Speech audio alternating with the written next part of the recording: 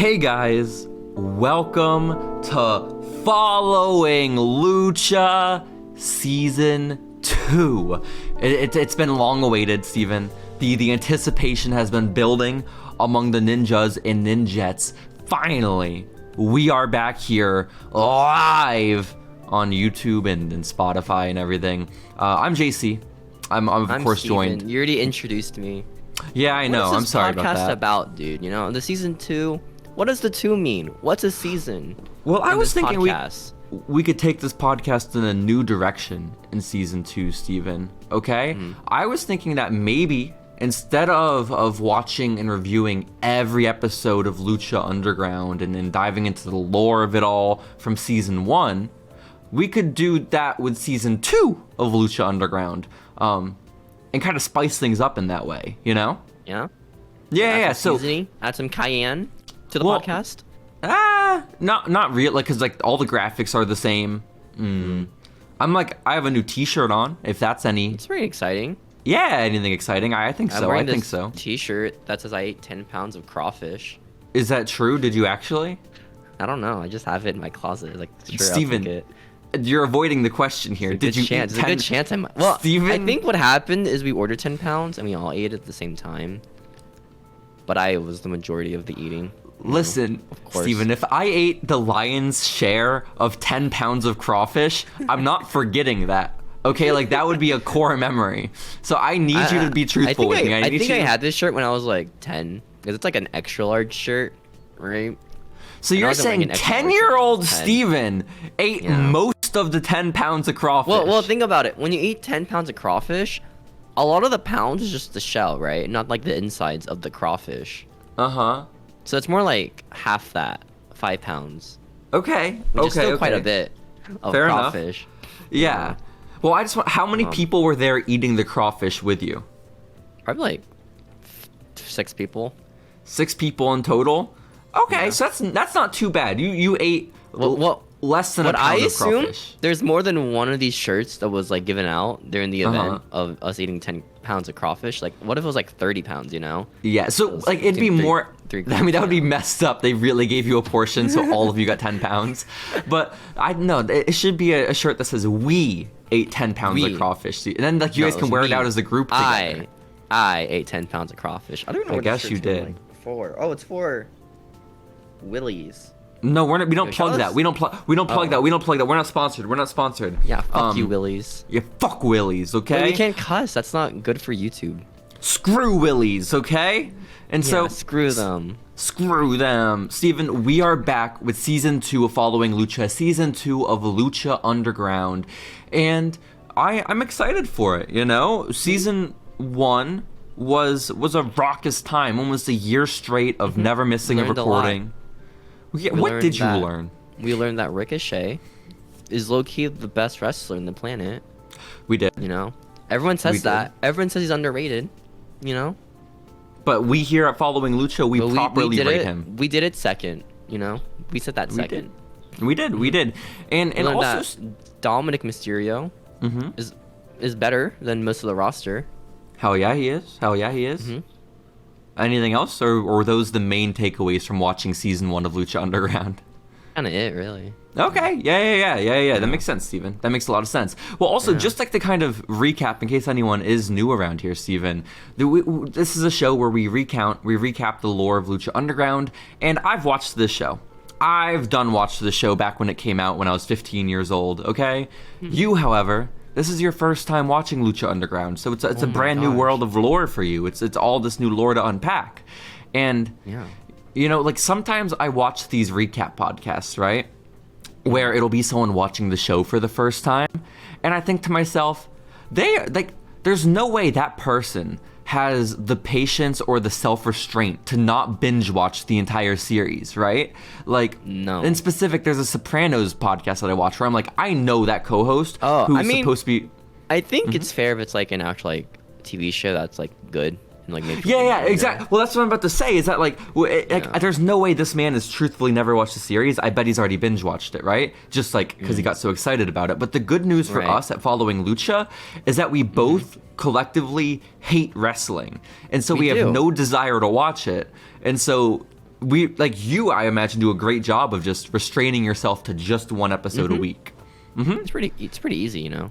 Yeah. Really I would easy. imagine. It's really, I would imagine. really easy. Yeah. So, Steven, we watch an episode of Lucha Underground, we recap the lore, and then we dive a little bit into what else happened in the world of wrestling when that episode of Lucha Underground aired, and then we even dip our toes into the current events of, like, the modern day in pro wrestling. This is a really long intro. Oh my gosh. Well, it's the start of season 2, Steven. What the fuck do you want? Okay, What are we doing different intro this then. season, you know? You do it. What are we doing different? What are we doing different? Long this season? intros. We discussed this. 10-minute intros. Now we gotta discuss. We gotta discuss our lives now. How was your week, man? Oh my god. No, we gotta get. Did you do anything cool? This weekend? No, this week. Did you do anything cool this week? Did you, I tattooed party? some people. What?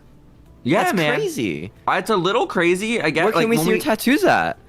I mean, since we recorded, I got a new tattoo. Right. Wow. Guys, video listeners are enthralled right now. They can see this. Video listeners? They don't watch Video the video, they listeners. listen to the video. Yeah, exactly. I mean, that's what I do too, honestly. That's fair. Steven, let me return the favor. Let me ask you the same question. What have you done in your past week? I did my homework. Right? Oh, wow. And then I had a dream last night. Wow. Or I guess, is it last night? It was a couple hours ago. Is that considered last night? Your most recent know. sleep, you had a dream. Okay. Yeah. We understand. Yeah, where I was Sasha Banks. Right. Wow. Okay. Or Money. Is that her name? Monet? Her name is not Monte Mercedes? Monet. Is it Mercedes? Monet. Mercedes Yeah. Monet? I was at Monet? Monet. I had a dream I was Sasha Banks, right? And I was going to New Japan. Oh, wow. That was my dream. That was the entirety of it. Okay. Yeah, I don't know what I did. I kind of forgot. I just remembered being Sasha Banks. See, now I can't even tell what extent of this is truth. Like, you actually had It's a all dream true. that. Maybe Okay. maybe I'm misremembering. Maybe it was like one of those dreams where it's like a third person point of view, you know? Yeah. I think Well, it might be because that. I thought I couldn't tell if it was a pun, like a theme song pun. Or it's not even a pun, just a shit joke. Because if you No, remember, this is an Steven, actual dream I had where I was Sasha Well, Banks. Do you mind singing for me the first line of her theme song? Boom, boom, boom, boom. No, that's not the Snoop Dogg version. Okay, I want the real one. I want the real Which one. one? Okay, Which I don't want song? the big She has homie. like 3, dude. She has like 4. Her main theme, like her original theme. Oh, What do you mean? look, we bring the swag like nobody else. That's That one? not hers. That's Oh. Tamina's. Okay? Okay. Sing Sasha's theme right now. I guess we have to talk about like Sing Sasha's Underground theme now. before we move on to You know, Lucha Underground. this is unfortunate, man. We have to. I'll we have to give talk you the about Lucha first Underground word. right now, man. I'll give you the first word. It's I. Give The me it. first word. It's Give me the I. second word. Give me the second word. Had. Give me the third word. Hey. I had a what? You tell me. I had a what? What Steven, did she have? I had a great time watching season 2, episode 1 of Lucha Underground, which aired on January same. 27th of 2016. Okay. How long was the This- break from season 1? Well, the break of season 1 to season 2 of Following Lucha was a little over a month, but the break from season 1 of Lucha Underground to season 2 of Lucha Underground was close to 6 months actually, because the last wow, episode we watched. We really timed that poorly then, huh? How come? We should have waited 6 months for the next episode of Lucha Oh, Underground. I guess or we could Following stop. Lucha. Yeah, well, no, we Yeah. could shut this thing down if you want to, Steven. Like, Yeah. I'm cool with that. But no, they had the last episode of season 1, Ultima Lucha Uno, in August of 2015, and now we've already skipped ahead. We're in 2016, a formative year, I feel like, for the both of us. This is the year that I believe Shane McMahon returns to wrestling. Again. Again, this is the year that the brand split happens. Okay. Again. This is the year that Roman Reigns gets popped for steroids, I think. Again. Yep. And this is the year that Enzo gets suspended above the ring in a shark cage. Maybe. That's the Or maybe first- that's the maybe first not. thing. Maybe it was 2017 where he's in the shark cage. I don't really remember. So, Steven, there's a lot to look forward to. It's an as exciting we- year, you know? Yeah, no. This is it the good years of absolutely is. wrestling, too. Absolutely. The know? golden years, some would say. And again, the episode of Lucha Underground itself, from January 27th of 2016 is called A Much Darker Place. And as always, the episode begins with a recap where... Do you remember those silly little medallions from last season, Steven? Yeah, those things that were important for, like, one episode. Well, they remember they all combined to make the belt, right? The Gift of the Gods title, yeah. Mm-hmm. It looks crazy. It looks wild. Belt. That's my favorite title. And do you remember who won that title at Ultima Lucha? It was Mr. Phoenix, right? It was Mr. Ray Phoenix. The man who was already immortal won the championship title that makes him immortal. So that was great news for him, okay? And so that was part of the recap, is that these medallions have all been put together. They've mighty morphed, and now they belong to Ray Phoenix. And also, too, Tejano represents Mexico, and Blue Demon hates him because of it. Okay? Yeah, fuck so, you. I'm also just putting... Ended, well, didn't it end with, like, Blue Demon beating Tejano at Ultima Lucha because Chavo and the crew gotta put helped over him? that young talent, you know? Hell yeah, hell yeah. Hell yeah. You gotta rep Mexico as well, Steven. Don't you forget it. But also, like, I'm thinking about the episode that we're about to recap.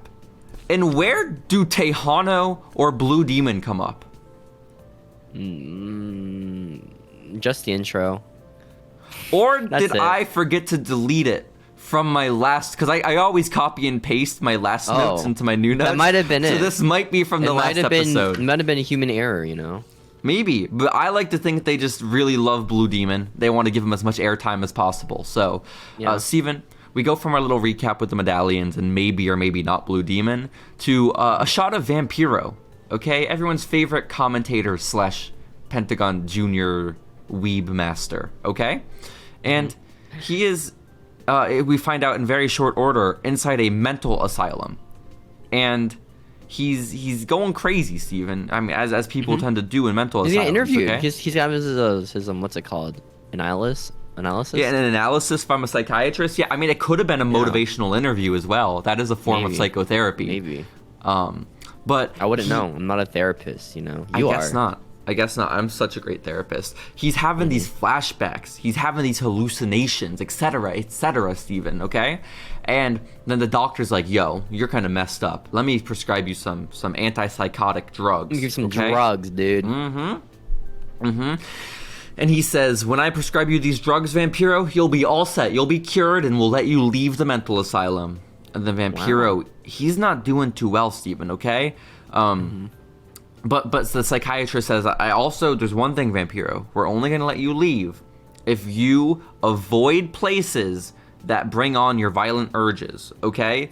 So, just no more of that fighting stuff, right?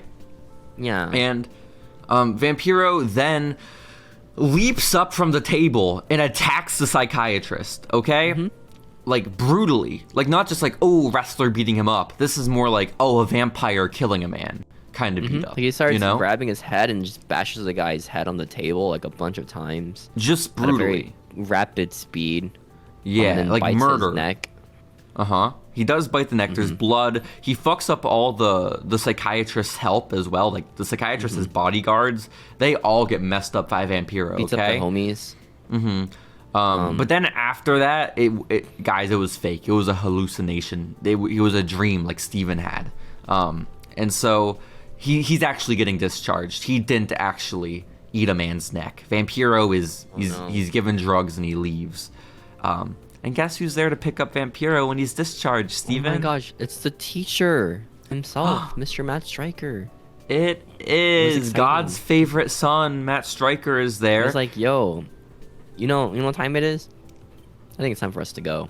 And then, like, he reveals a car underneath the sheets. Why the fuck do you keep making thinly veiled Sasha Banks references, okay? What? I won't stand for it. What time is it? No. What time is it, Steven? What time is it, Matt Stryker? What time is it? It's a great question. So but then you see like a little mysterious object, right? Covered in like a sheet. Well, let's talk about that mysterious object covered in a sheet, Steven. What could it be, you know? What could it be? Well, because this mental asylum is seemingly in the middle of the desert, okay? It is sunny as hell. It like there's nothing else here. It's dirt and sand for miles, and it's just this building, okay? And Matt is just meeting him outside in this middle of nowhere place with this object covered in the sheet. We rip the sheet off, and what is it, Steven? Car. It's a car without a hood. It's It a is. convertible. But am I made to think that Matt Stryker drove here in this convertible and then covered it with a sheet? Just for, What was the reveal? You know, what was the epic reveal here? It was just a car. did that he Matt drove. buy him a car? Like, do they have that kind of relationship? We don't know. Like, why is this car such a big deal? Is it lore that we don't understand? Are Maybe we it's- idiots? No, it can't be the car that kidnapped like the girl, right? Because No. That one had a there's top. hood. Yeah. So, It's like here's what happened, right? Matt Stryker's like, oh, let me pick up my homie Vampiro, right? He gets out of the ward today. I don't know how I know that, right? well, he's probably his number one contact, you know? Oh, probably. Yeah. Yeah, I get So he that, drives I up get to that. like Mexico, I assume, right? Possibly. Nah, this is definitely like Arizona, between maybe? California, maybe Nevada even. Maybe you it's know? maybe it's like the desert, right, between that area.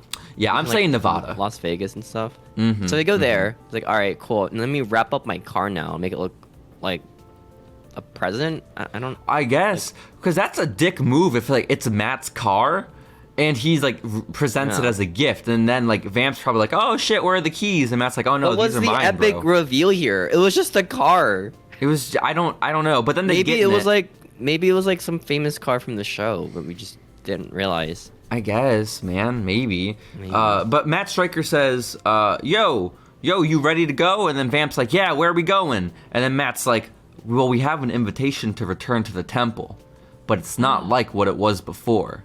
They say it's a darker place now. Oh my god! And they mean it, right? Because it cuts to the temple and the lights are off. That's what Matt says, and I mean it. And then they take off in the car into the desert. So, yeah, no, it's true, Steven, because the temple is apparently no longer run by the Cueto family. Instead, the temple has been commandeered by the new Lucha Underground champion and his mistress, and that of Mil Muertes and Katrina. Yeah, Katrina was like the Cleopatra cut, dude. It was crazy. Her hair Hell looks yeah. insane now. Looking wild. With the bangs and everything. Because we cut to the office, Steven. We're in Dario Cueto's, or I guess what was Dario Cueto's office, and Katrina's now in Katrina's control. office. Yeah. And Why? And Ray, well, because Who knows? she's in. Does she she's pay in the rent? charge. Who knows? I hope. Is she still a ghost woman? I would imagine. I don't know why that would change. She doesn't But- act like a ghost woman anymore. Maybe not. But Ray Phoenix shows up regardless, Steven, okay? He shows up in what was once Dario's office. And he's I don't really know what he's doing there, but Katrina says that in order for him to use his Gift of the Gods title, he's gonna have to wait until next week for his title shot at Mil Muertes, okay? And Mil Muertes, That's so of course, canon. That's a callback from last season where he said you get a shot, but you have to wait a week. yeah, because we're not Dario needs time to WWE. promote it. Yeah. Yeah. Of course. And let's not forget too that Ray Phoenix has already beat Mil Muertes before Steven, okay? And in a grave consequences match. And so for Phoenix, this is a shoo-in, right? He's beat him before, he could do it again, and this time with gold on the line. Oh my god, it's so exciting. But Katrina's like, no, you gotta do it next week. And also, fuck you, Phoenix. You're gonna have to defend your Gift of the Gods title tonight, actually, in order for you to even get your match with Mil Muertes. And that match, Steven, taking place tonight for the Gift of the Gods title is against no one else, none other than King Cuerno. Oh my goodness. Shucky ducky quack quack. And then it cuts to the crowd. Woo! And they're like And what- cheering. Was there a band? There could have been a band. I don't Maybe, remember. I guess. But you know what? If we're not going to have the band, Steven, you know, that very familiar sign and sound in the temple, at least we have the next most familiar thing, and that's an obligatory loss from King Cuerno. Okay? Just, we're going to start off the He is season the Tom hot. Ziggler of the company, With- you know? Exactly. So, shouts out to King Cuerno. But Mil Muertes is actually there instead of the band in the temple, Steven. Okay, he's sitting there in a gigantic throne. Okay? Pretty badass, you know? Kind of badass. sick. And I want to direct our attention at this point, Steven, to what happened in between seasons of Lucha Underground while we were away. We're breaking the lore already? We're going back in time to recount some of the lore that we missed. Because in our time away between August of 2015 to now January of 2016, Lucha Underground has released their first ever digital comic book. Okay? Oh! That's right. And this first ever... Why didn't we go over it? Well, that's what we're about to do, Steven. Did you read it? I didn't read it. I did read it. I read it when it came out, and I read it again in preparation for this episode of Lucha Underground. No, okay? I'm out of the loop here. Now you're gonna explain to me the lore that I don't know. Listen, it's okay. It's okay. Now I know what it feels like to be the listening audience. Now you do. Now you know how terrible it feels. Okay, we treat them with such little respect. They're terrible awful. People. No, don't say that. The comic book was great, Steven. It was so tiny. It was so short. Who's it written by? I don't fucking... Chris DeJoseph, okay? And who's the art by? It's me. I drew it. Who was the inker? My girlfriend. Who was the coloring guy? My girlfriend. Who was the publisher? Okay, well, I don't know why you would gender who the coloring person was, okay? But... I didn't... No, guy is gender neutral, is it not? I guess so. I'd say guys is more gender neutral than guy, singular, you know? Yeah. That guy versus those guys. Mm-hmm, that makes sense. Steven, this comic book is all about the building of Mil Muertes' new throne that we see inside the temple, okay? Is it not just the same temple? Well, it's the same temple, but there used to not be a gigantic throne of skulls inside of it. Okay? Now there is. It's how that was built. Okay? The gigantic throne of skulls. And basically, the entire comic book is about how Katrina has acquired rights to the temple. And her first order of business is building this throne. And to do it, she is assigning the disciples of death. That's so funny. That's so funny. I own this building now. Let me build a throne of skulls around it. What else are you gonna do? That's my first order. Of course. And she has her 3 little skull skeleton minions who are now the Trios champions. She's gonna send the 3 of them on a mission to collect a whole bunch of skulls. And of course, our 3 little skeleton friends are none other than Barrio Negro, Sinestro de la Muerte, and who's Jack? Jack. And Jack Skellington. Our 3 little buddies, they go off on an adventure of decapitating so many strangers. Okay, just so many civilians. Man, those are aliens, dude. I know, honestly, they are legitimately just going around and ripping the heads. Predator 2. Just off so much of decapitation. Off of random people. But Steven, eventually the disciples of death meet a roadblock, okay? And that roadblock... Like the wrestler of the roadblock? What wrestler is the roadblock? There's gotta be someone named Roadblock. No, there was a pay-per-view named Roadblock, End of the Line, on the road to WrestleMania. WrestleMania Roadblock, End of the Line. Were they at WrestleMania Roadblock? No, they left the WWE by then, but they were a former WWE superstar, okay? Okay. Listen, that roadblock that the Disciples of Death come up against is none other than former Intercontinental Champion and leader of the Core, Big Ryck. Oh my gosh, that's crazy. I know. Was he like juiced in this image? Or a little bit. He looked a little more civilian than usual, honestly. He didn't look like a he didn't look like a Rob Liefeld character, which is jacked with like a small head and like no feet. The comic book version of Ezekiel Jackson was supremely underwhelming, Steven. Okay, he was just a guy. Okay, but look like that one picture of Captain America, like his chest just humongous. No, unfortunately not. It was unimpressive in stature, but he was impressive enough to kind of manhandle all the 3 skeleton men, which was good because all the regular LAites, they got beheaded, if you remember correctly, right? They're just shopping at like fucking what's it called, Beverly Hills, you know? They were in like Sephora, just blood everywhere. Them. Yeah, precisely. Yeah. But thank goodness for Sinestro de la Muerte, Barrio Negro, and Jack, because Mil Muertes was right there behind them to, I think, just like punch Big Ryck in the spine and then rip his head off. Big Ryck is dead. Like a predator, just rip it off, like the head intact with the spine. Well, no, I think he like paralyzed him by kicking him in the spine, and then ripped his head off. They left a lot to the imagination, aside from Big Ryck's head Like a being ripped Spartan off. kick from like 300, where he just like blah. And I'm assuming it was a kick. It could have been a punch. It could have been a knee. It could have been a kick? sword. Okay, like I don't know, but either way, Big Ryck. Big Ryck's paralyzed. His head is ripped off his body. Ezekiel Jackson is dead. Okay, That's so sad. like officially, like for shoot in the Lucha Underground lore. This is- Career, dude. we always Rest in say. peace.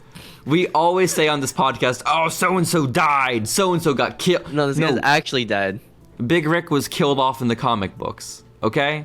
He's passed away. The man who was the lead antagonist at the beginning of Season 1 of Lucha Underground, he's now no longer with us. They had God to sell rest his issues, soul. man, you know? Unless it was a free comic, then they didn't have to sell it, I guess. Well, yeah, I mean, I have one of the only physical versions of the comic, because they just gave them away at one of their live shows, which was kind of cool. So that's fun. That's cool. So I have a physical copy of Big Ryck's death. So that, yeah. You could sell it. You can have him autograph it. Oh my god, that would be so cool if I got him and Mil Muertes and Katrina to sign it. Oh fuck, I gotta. Comic where you murdered a dude. Do you think Mil has read this comic? Do you think Big Ryck has read this comic? I doubt he knows it exists. You know. I heard like the WWE comics are pretty good when they came out. I heard you tell me that, and then I disagreed when you sent me them. So, you know, it's kind of tough. The one that explains how I like the one where they explain why people boo Roman Reigns in canon.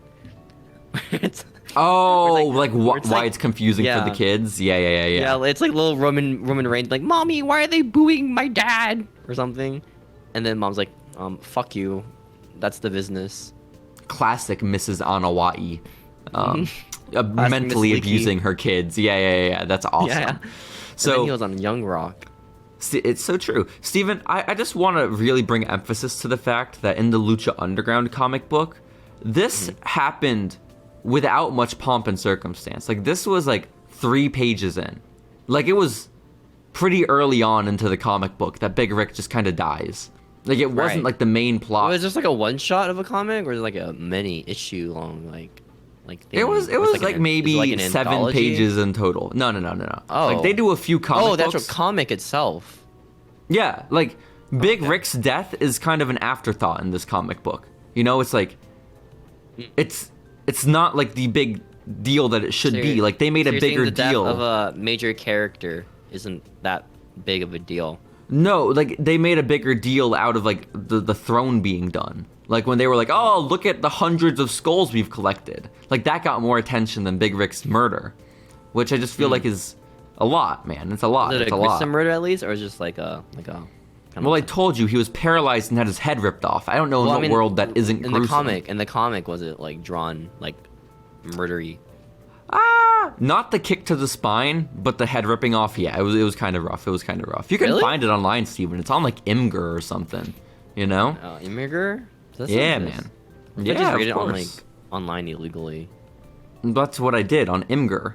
Okay? Oh, It used to be on the Lucha Underground website for free, but now it doesn't exist because rest in peace. he's paying you know? for that, you know. Exactly. So, Steven, that is kind of what happened when we were away from the temple, okay? But we need to get back on track with what's happening inside the temple on Lucha Underground Season 2, Episode 1, okay? Okay. Because we're going right into that Rey Fenix King Cuerno match. That match for the Get to the Gods title is now. And at the beginning of this match, King Cuerno is coming out still with his gigantic deer hat, which is awesome.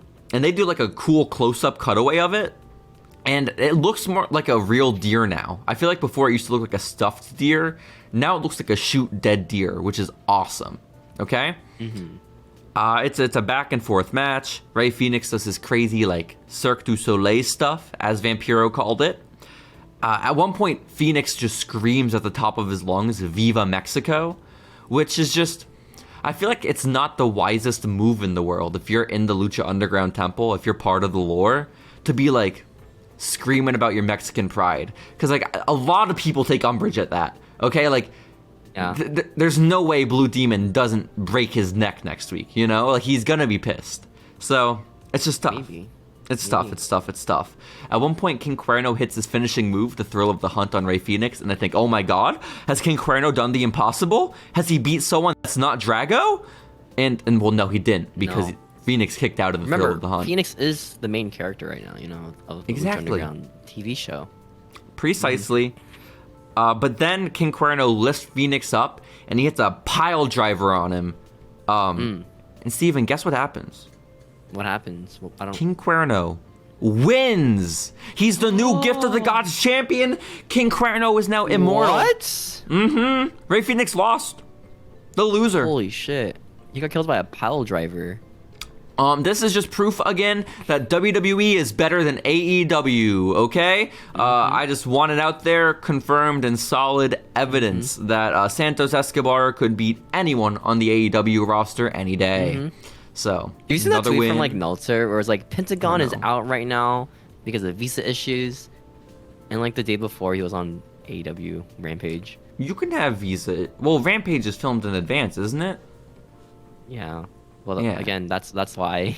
Why are you trying to discredit Dave? Okay, Dave knows what he's doing. Didn't you hear him? Listen, I'm tired of all the hate for Dave. I heard him in a really serious and quite frankly scary confrontation with Roman Reigns that was wholly unprofessional for a journalist and an athlete to go through. And he's interviewed Roman Reigns like backstage. Yeah, it like, really Roman, messed up.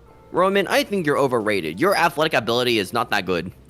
Give me those stars. Give me Dave. Dave, I want those stars. I want the stars, Dave. I want the stars, Dave. Nobody gets what we're talking about. Well, everyone gets. That thing went viral after you sent it to me, Steven, okay? That thing was all over. Yeah. Thank you. So, hey guys. Shouts out to Big Dave. He's killing it. And, Steven, shouts out to King Cuerno, because he is also killing it. Good for him. He killed a man, like literally. Yeah, exactly. This is like when Dolph Ziggler won the Money in the Bank briefcase and cashed it in on Alberto. You know, and lost it like a week later. Well, we don't know quite yet. Also part of the comic book was Catrina making a deal with King Cuerno. She said, King Cuerno, I'll make a deal with you. And then King Cuerno was like, yeah, I accept, maybe. But he didn't say that to reading, then. What? It's like required reading. Oh, yeah, of course. To watch Lucha Underground then. Of course. But I mean, they don't really reveal what the deal is. They're just kind of like a deal was made between Catrina and King Cuerno. And I guess it's kind of self-explanatory now. The deal was that he'd fight Phoenix, but this doesn't spell good things for Mil Muertes, okay? This is a lot of momentum for King Cuerno. So after this, maybe he's gonna become champion, you know? Maybe this is his time to shine, season 2. Angelico pulls up on a motorcycle to the newer, darker temple, and he meets up with his boys in Cuck Angle. He sees Ivelisse and he sees Son of Havoc, and they're pretty brave showing up in a temple run by the woman who wants them dead, you know? Yeah, I think so. And then Catrina actually meets them outside as soon as they convene outside her temple, and she says that Mil Muertes specifically asked that these 3 fighters, of course, Cuck Angle, Angelico, Son of Havoc, and Ivelisse, that the 3 of them, that they're not allowed to team up with one another. Okay? What? Mil Muertes, their champion, has specifically requested that the 3 of them are instead going to fight one another in a triple threat match tonight. I know. And they're like, no, we're friends. It took us a whole season of lore to get on the same page. You're not going to ruin it now. Yeah, it took us one whole season to get together, man. Exactly. And then Catrina's like, okay, well, guess what? It's for number 1 contendership. The winner is going to fight Mil Muertes for the title, also tonight. I know. Kind of crazy. And then Ivelisse is like, oh, yeah, I guess we'll do it then. Yeah, fuck it. And so we're going to get a triple threat match with Cuck Angle. Woo! How exciting. You excited? Yeah, exactly. I'm excited. Catrina Remember their then first match together? That was so fun. The first match, is that when Angelico kept humping Ivelisse? Yeah. I don't think we're going to see that anymore. Ivelisse has like a womb tattoo now. It's kind of crazy. A womb tattoo? Yeah. She got like a fetus tattooed on her tummy? Yeah. It's crazy. Whoa. I did not see that. That's wild. That's a crazy ass tattoo, Steven. We should get matching ones. I think we should. On our tummies. And the little baby, the little fetus, can be wearing a Lucha Underground mask. You know, it could be a cool reference to our favorite wrestler. Exactly. So, Steven, this triple threat match kind of starts very quickly after Katrina whispers into Melissa Santos' ear. This gets Vampiro wild, okay? Vampiro has been so well behaved for like the past like year now, okay? He has not been as horny as he once was. But it was in this moment that all of his juices returned to his crotch, Steven, okay? They were flowing. The blood was pumping. Maybe it's like from like years, or I guess 6 months inside the ward, right? Ooh, it lay dormant, had, like, his sexual drive. He wasn't able to like release his sexual frustrations to the world. And this is his first time seeing a woman getting close with another woman. You know, maybe it's like back in the Victorian eras where people like die to see a woman's like ankles. This was Vampiro right now, you know. It's true. Both Melissa's and Katrina's ankles were on display. And so, she gets real close to her ear, whispers something in it, and this is how Melissa knows. The next match is a triple threat match between Son of Havoc and Helico and Ivelisse. And then Vampiro is so horny he can't contain it. He just starts flirting with Matt Striker. Because Matt makes some reference about how, like, this relationship isn't sweet like sugar like it once was.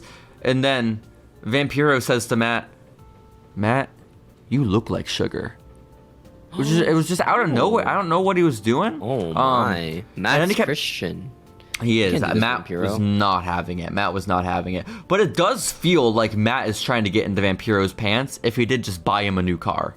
Okay? Like, that's Vampiro needs some help. He needs a shoulder to cry on. Matt's there to help him, pick him up from the hospital. It's covered in the desert sand. Buys him some gifts. It's actually that pan job, you know? Because, like, they're driving on the sand itself. I guess so. Like, scratched up from that No, grain. you're right. You're right, Steven. But, I mean, the point is, though, it does feel like Matt Striker is courting Vampiro at this point. You know? You think? I think so. Leading on? Leading on for something more important, more major? He is, like, instigating this thing where Vamp is forced to become a man that he does not want to become, you know? A violent monster being. Ooh, and I guess so. Matt is bringing him back to the place that starts these feelings inside Vampiro's mind, right? You mean his sexual urges or his violent ones? Both. Okay. Wow. Who knows? Wow. Maybe they work together. You know, those two urges. The sexual. You mean and like the they feed off of each other, like they can go hand in hand? Yeah. That has very scary implications for Pentagon Jr. It really does. It really, really does. But either way, Steven, we're here. Vampiro's feeling crazy. He keeps making insinuations about how Son of Havoc has watched Ivelisse and Angelico fornicate before. I thought we were past this. I really thought we were past the days of Vamp's horniness. But again, no, here we are. It's also crazy being back in a time where, like, this is awesome chants weren't overdone quite yet. You know? Like, what do you they mean? happened in this match, but it wasn't like a this is awesome chant in the year of our Lord 2023. You know, this was a 2016, early 2016 this is awesome chant, which I still This is awesome. mildly respect. Okay? I do. I don't. Okay, I'm sorry about that. Did you respect when Ivelisse crotched Son of Havoc on the top ropes? That was pretty cool. That was pretty cool. And then she preceded it, or followed it up by hitting La Magistral on Angelico. And Steven, Ivelisse just straight up wins this match. The little girl beats the two big men. Underdog, one big man and one small man. Exactly. One big man that's linky and one smaller man that's kind of muscular Beefy? but linky. Yeah. Son of Havoc's sick as between. hell. But basically, Ivelisse is going to be fighting Mil Muertes for the championship tonight. That is the greater point. Oh my goodness. Here. But Steven, that all the lore of this episode doesn't just take place inside Katrina's temple. No. Some of the lore takes place outside of the temple. When we cut to these three unidentified men, okay? We don't know them. They're new to the Lucha Underground lore. They look pretty unimpressive, honestly. And they're driving around at night, and they're seemingly looking for the temple. You know, they want to go watch Lucha Underground. And right outside their window is none other than the Black Lotus, the woman who killed the Cum Man, El Dragon Main Azteca. character of Lucha Underground. Are we saying the Cum Man was the main character or Black Lotus is the main character? Mrs. Lotus. Miss Lotus? I guess she has taken the title of main character from the Cum Man upon his I think death. she's always been the main character. Oh, shit. Not Prince Puma? No. Prince Puma was like a Damn. secondary. Classic Trevor. Always the bridesmaid, never the bride, you know? And so, Steven, Black Lotus is there outside the window of the car of these three men, and she's like, hey guys, hey boys, I know where the temple is, I know where the fight club is. And she says, follow me. And they're like, oh, hell yeah. And they follow Black Lotus. Yeah, baby, let's go. Into the night. And I know. They see a man in front of a warehouse garage door. Uh-huh, they do indeed. And it's a rich man. It's a rich... You can tell by his outfit. You can tell by his hair. You can tell by every aspect of his being, Steven, okay? That man is none other than Dario Cueto, okay? Oh my gosh. And so, we also don't recognize the exterior here. This is not the temple we're used to. This is not the temple that Katrina has inherited from the Cuetos. This is Lucha Underground. No, this is a storage locker. Shane McMahon. This is definitely a storage locker, okay? And yeah. Did you went to a local U-Haul? Or I think so. Yeah. I would imagine that's the case, yeah. And so Black Lotus guides the three men here, okay? And they're all outside, they're walking. And then Dario Cueto charges them all $20 for admission into the fight club. And so I have to think, has Dario abandoned the temple and started a brand new fight club? Is that what has happened? Has he? I don't know. We'll have to find out next week because the segment ends. Not really. He lets them in. He lets them into the temple. And then the three men, they enter, and then the very last one to go into the door, he turns around and he says to Dario, who's fighting tonight? And then Dario slams the door on him, and he says, wouldn't you like to know, weather boy? And well, then, I don't know if that was quite the quote. But basically, we then hear some screaming and struggling noises inside the door. I'm pretty sure Dario has rented out a storage locker for his brother and now just feeds him strangers before robbing or after robbing them of $20. Yeah, I'm pretty certain. Pretty cool. Unless you have another interpretation. I like how they had to pay to be in a fight club. Yeah, why can't they just like... Why don't they get paid to be in the fight club? I feel like that would make more sense, you know? Well, but at the time they paid, they didn't know they were the fighters, quote unquote, you know? They thought they were going to be attendees. Yeah. Right. So right. It all kinds of adds up. Like they didn't know they were entering into a room where they were going to be murdered. I feel like if that were on the table, if that were one of the pretenses, they wouldn't have gone in. You know? Right. Yeah. And so we go back to the OG temple, Temple G, and the match is about to start between Ivelisse and Mil. And Mil walks. Wait, is this what happens next, or is it the King Cuerno segment? I forgot. Steven, I gotta be honest, you went out of order, so I'm looking through my notes to find where we were at. But I think I found it. The King Cuerno segment?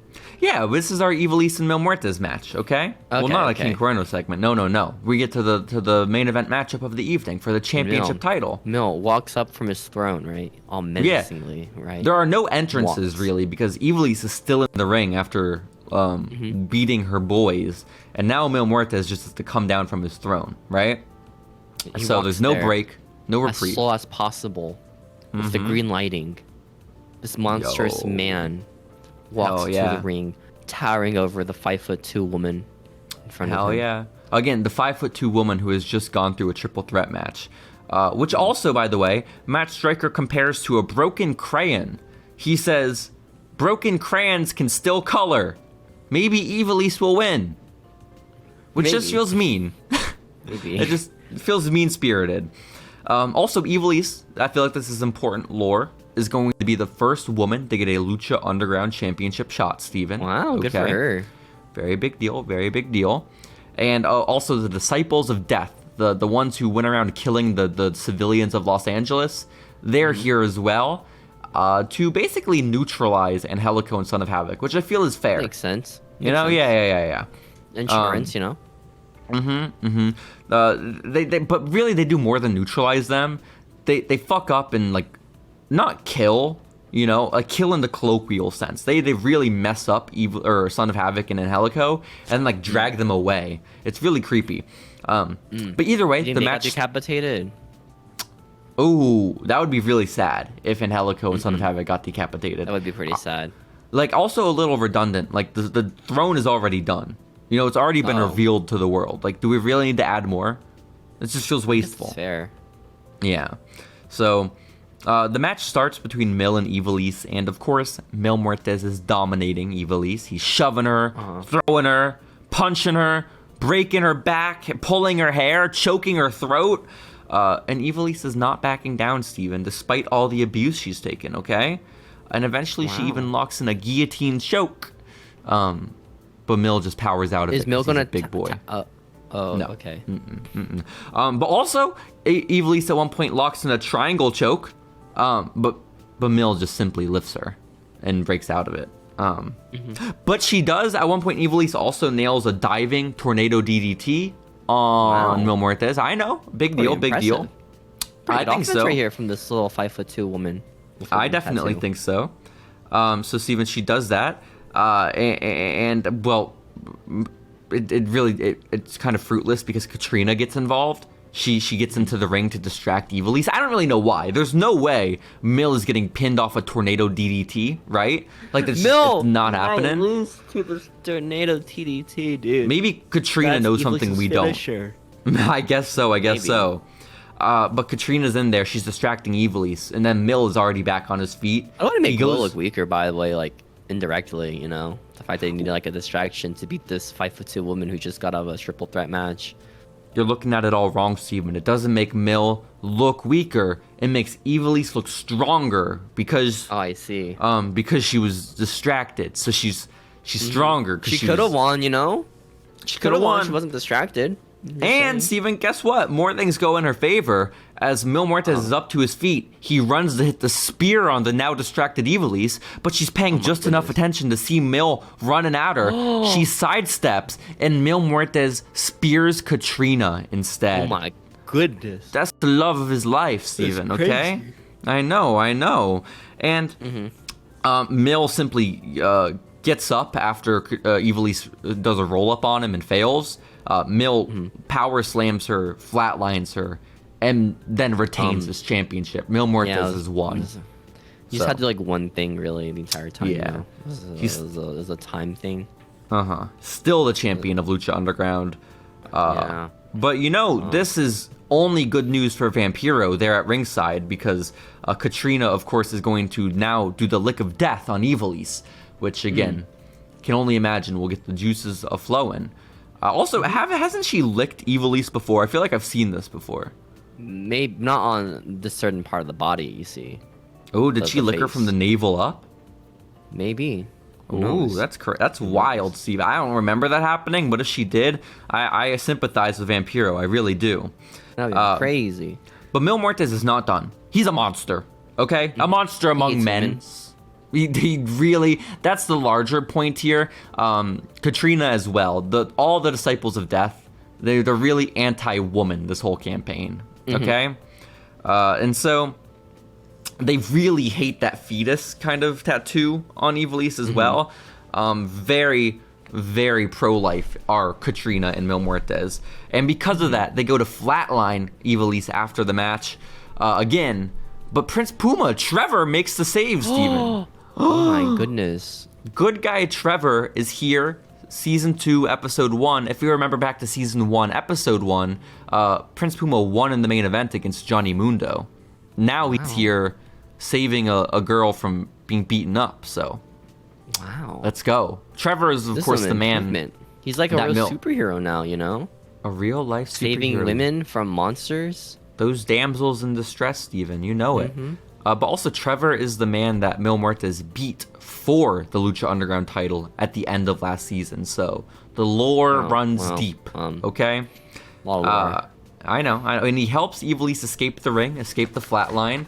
And it's at that point, Steven, there's more interference.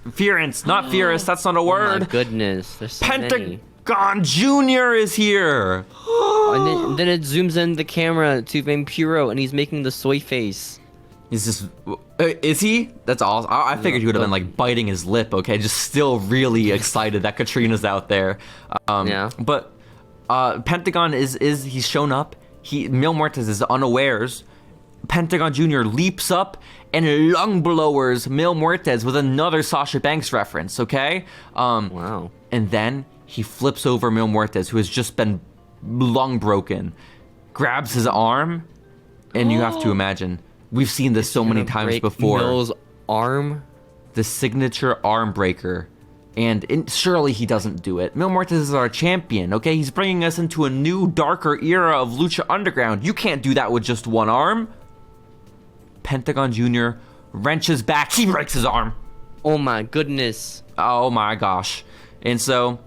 what a twist, dude. Pentagon I Jr. thought Mil was strong. He beats women, you know? Mm-hmm. And here he is, two losing women. He has beat up two women tonight. Puma mask and the guy in the regular mask. Mm-hmm. Neither of whom can really do a good job speaking English, which is wild. No. Okay. Both have. And one's first language is English. Yeah, no, that is Crazier. one of the tough parts. It's really, really tough. So, that's kind of how the episode ends. I mean, we do cut backstage after Mil Muertes is embarrassed like that, and it's Katrina. And she approaches King Cuerno, and she says, "King Cuerno, make sure you remember our deal." And then King Cuerno's like, "Don't you worry, Katrina." And that's how the episode for real ends. But Steven, I have to ask your thoughts. How does it feel? Episode 1 of season 2, Lucha Underground, is now in the following Lucha record books. You know, the lore is done. It's been recapped. It felt what I felt like a month ago, you know? That was an episode of Lucha Underground. That was You didn't, cool, right? You didn't feel the new darkness of the temple? Like, that didn't come through? And Dude, the lighting was really orange now. Did you notice that?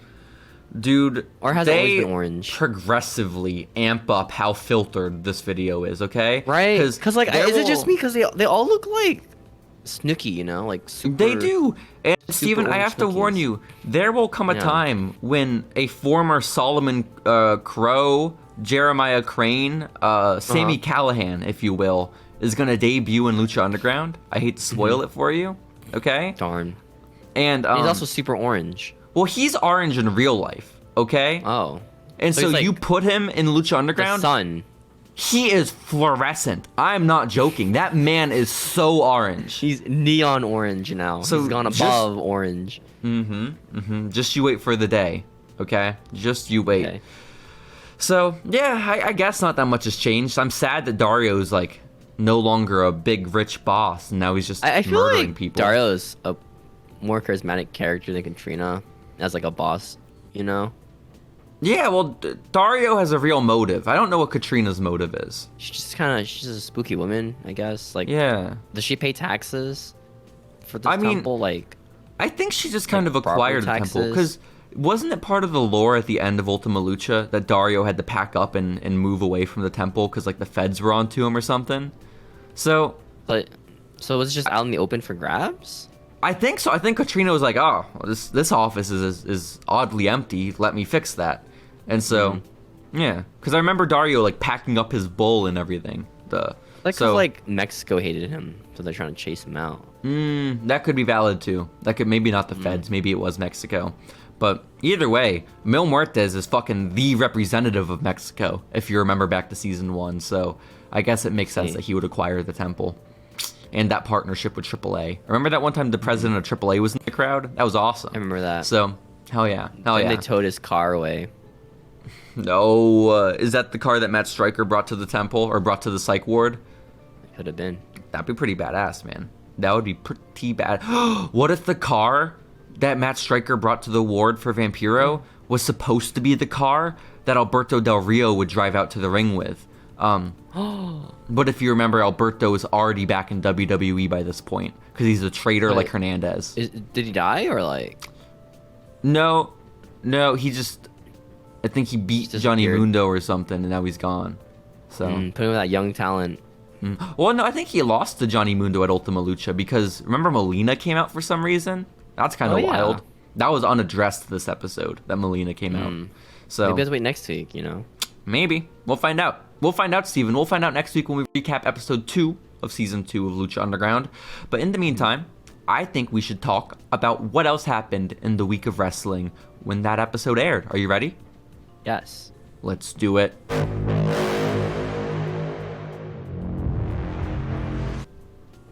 Okay, Steven. The week The week was January 27th of 2016. Oh my goodness. Was a young little 15-year-old, okay? Wow, me too.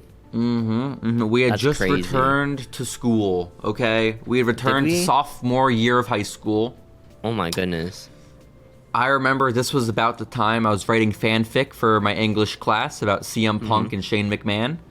I was doing the same, you know? The return of CM Punk and Shane McMahon, you know? Well, in my fanfic, it was very, very similarly aligned. Because if you remember, Shane McMahon was going to blackmail Vince McMahon, but then they just kind of forgot that. But in my head, the blackmail was... That sounds very possible about them forgetting that angle. Well, they did. They did. Shane was like, I got blackmail, and Vince was like, well, what about if you fight The Undertaker? And then Shane was like, not The Undertaker. No, what if I just don't do that? Because I don't have to. What if Shane just didn't do it? And then also, why is The Undertaker doing Vince's bidding in storyline? And also, why after Shane lost to The Undertaker, would he not just still use the blackmail? Who knows, man? Who's to say? There was some lockbox, if I remember correctly. But either way, that's not where we're at in the lore quite yet, Steven. Instead, again, we're back in January 2016, 5 months out from when we last did a recap. And this was a big week in the world of wrestling because there were just so many debuts, re-signings, all kinds of stuff, Steven, okay? And let's start with the big guns, okay? Okay. Billy Gunn? Nope. Bigger. Oh. His son? No, the Ass Boys will be in our current events. Instead, Steven, we're talking about the Wolves. We're talking about the Wolves. Oh my gosh! The one from TNA? That's Ring of Honor. Davey Richards, Eddie Edwards, the Wolves. What? Those guys are awesome. I love them when they won got the hit in title. the head with a baseball bat by Sami Callihan. That was awesome. That was sick. That was kind of sick. That's the catchphrase. They go woo, woo, and then the crowd goes woo with them. Woo. That is kind of cool. I liked when the one dude had his sex tape leaked and he was like, whatever. I got a cool dick. Yeah, that's the best way to handle a nude leak, you know? So shouts out. But either way, penis. They have re-signed with Total Nonstop Action Impact Wrestling, Steven. Okay? I imagine in the 6 months we've been away, TNA has gone through maybe a couple changes in leadership and maybe TV stations. I can't say for sure. I would just have to imagine. And they've also re-signed another top star, and that of Jeff Hardy. What? Woo, I know. I don't. How does this one end? This run. We'll have to find out in a couple of weeks or months, depending on how bad the situation gets. No, this is a good one. This is the run that ends well for him. Like, dude gets signed to WWE after this run because his brother's doing so good. I think TNA, it's just become developmental for AEW or NXT. I mean, a little bit. I mean, at this point especially, because also debuting this week, Steven, was Austin Aries. This man has shown up at some... Double A? That's it, Double A. Austin Aries, banana-eating fool that he is, shows up to a taping of NXT. And he puts a post on Twitter, and he's like, all the blood, sweat, and tears over 15 years has led to this. I'm home. I'm here. I made it to the big league. I'm home in NXT. Hell yeah. And then, even bigger, Steven, this is the weekend of the Royal Rumble 2016. Wow, I love this week. Do you remember who debuted at the Royal Rumble 2016? Was it Mr. AJ? Mr. Double J Styles? That is absolutely right. Mr. Double J himself at number 2 in the Royal Rumble match. AJ Styles is here. 3?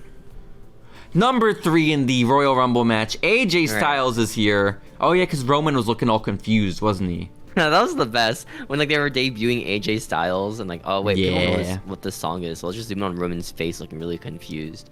It's kind of And then badass. miss out on the part where it says AJ's like catchphrase Listen, it's okay. on the It's Titantron. A-okay, because the crowd erupted. He debuted with his theme song. Steven, for those unfamiliar... Every time I watch AJ Styles debut in the Rumble, there's always this one guy in the crowd who's doing like the little AJ thing with his hands like this, but he looks super proud of it. He's like looking like, yeah, this is awesome. That is awesome, Steven. You look Very awesome stoic. doing it too. Very That stoic is doing it. Badass. Like, imagine me doing it, but you're a different ethnicity. You don't have to imagine. Well, I guess the different ethnicity. Guys, you don't have to imagine. I just did not it. imagine Someone of a anymore, different guys. ethnicity. Very Congrats. stoic dude.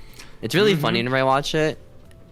I think with the guy doing it, Uh-huh. that's it. Again, Steven, I just wanted because for the people unfamiliar with the little taunt that you're doing, you can of course check out the video feed, okay? But now the audio listeners probably feel left out. Do you think for those unfamiliar with AJ Styles' theme song, you could sing a couple of bars? Yeah, it goes, yep, yep, yep, yep, yep. That's pretty good. Yeah, no, that is the first part of the song. You bring up a good point. You bring up a good point. Do you think anyone in the crowd like went crazy when they heard the yep?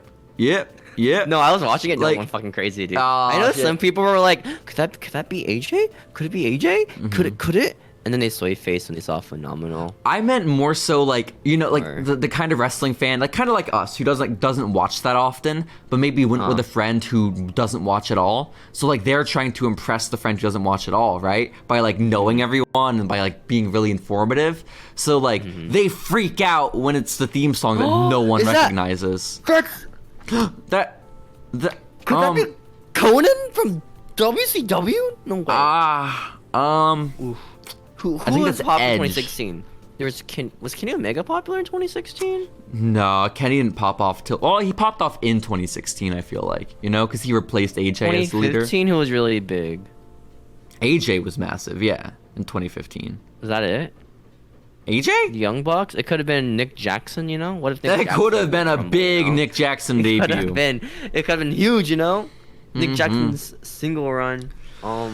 Honestly, Could so have been Apollo Crews, maybe so. Maybe Paul. Uha Nation. You know? Yep. They don't want Uha Nation. They don't. Steven, well, you know what everyone did want when AJ Styles debuted? What? His What do they t-shirt. It sold out immediately on WWEshop.com, which Wow. I didn't even know was possible. I thought they printed the order, okay? So how they sold out is beyond me, but they Wait, did. why? Don't they show them at the events? What? The shirts? Don't they sell those shirts at the events? The AJ shirts? I mean, yeah, but not everyone is going to a wrestling event within like the next Oh. week. So sometimes like if like let's say Steven, the Royal Rumble in 2016 was taking place in Philadelphia, right? I'm in Texas. How am I supposed to get that event shirt? You just go to Philadelphia. Oh, okay, you know you're right. It's that easy. It's that easy. I guess so. Sorry for bringing it up. And the only other bit of news that I have before we get into the results of the Royal Rumble is that Nikki Bella, the last we checked in, Steven, remember she was riding on top of the world. She was fighting with Charlotte Flair every other week, you know? She was going crazy. Well, unfortunately, she has had to have neck surgery. Oh, no. But the good news is that she has undergone successful neck surgery this week. Oh, nice. So, woo! Shouts out, Good Nikki. for her neck. I know, honestly. Shouts out to her. Are you ready, Steven, to nail these Royal Rumble predictions? Oh my god. Are you gonna name every contestant in the Royal Rumble? I am not going to do that. That's gonna suck so much in order to. I am not going to do that, Steven, but we will go through Okay. all the matches on that card, okay? And Okay. this should honestly be the easiest retroactive predictions we've ever done. You should have the easiest time because this is the most recent event we've ever recapped, okay? Okay. You know? Like, we just skipped 6 months, okay? So that's 6 months of memory Right. that should be in your head, right? Okay.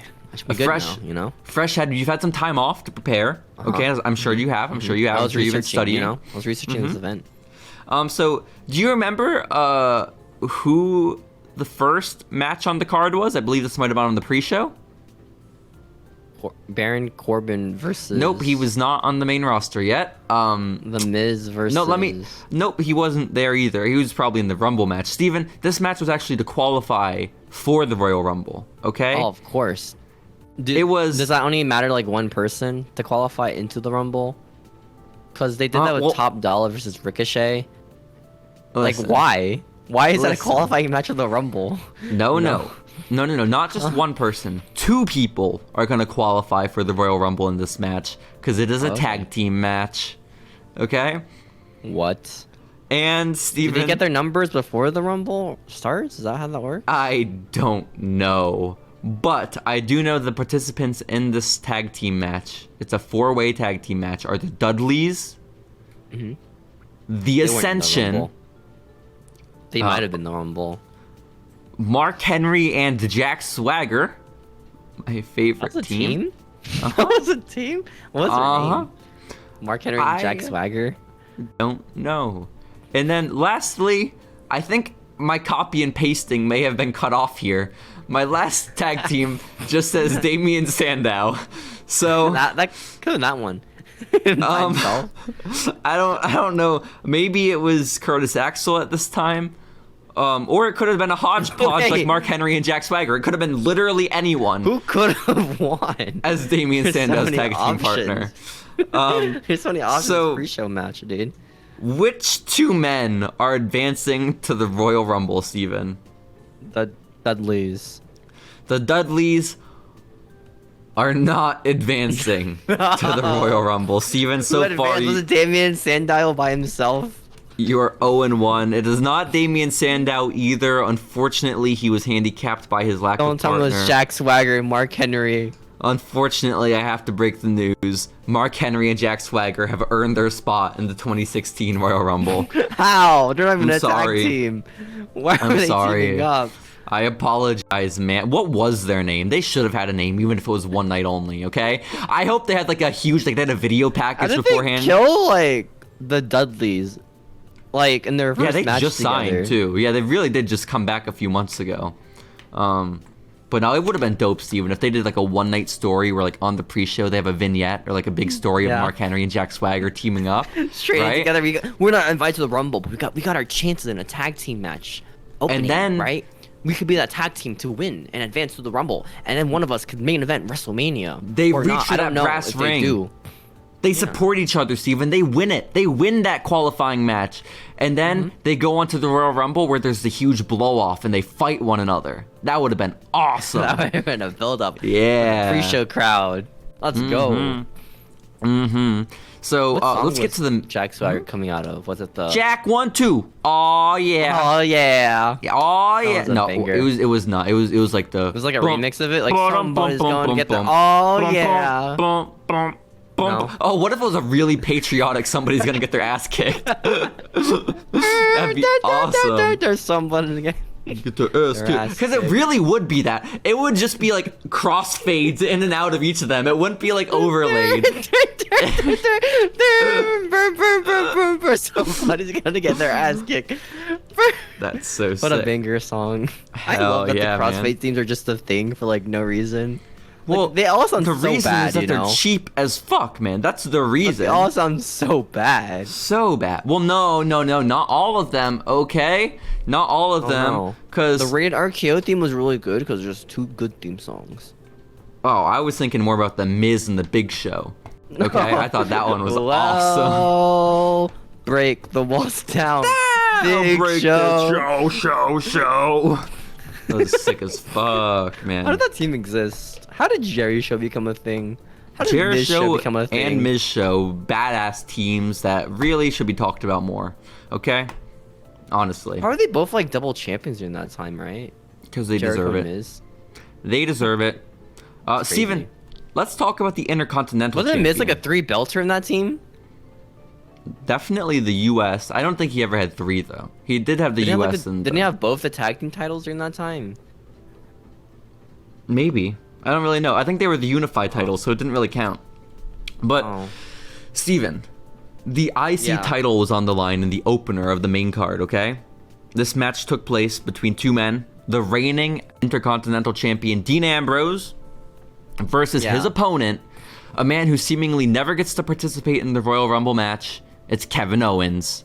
Okay? Who do you think walked away? Shit, does Kevin Owens win this? I don't know. With the IC title?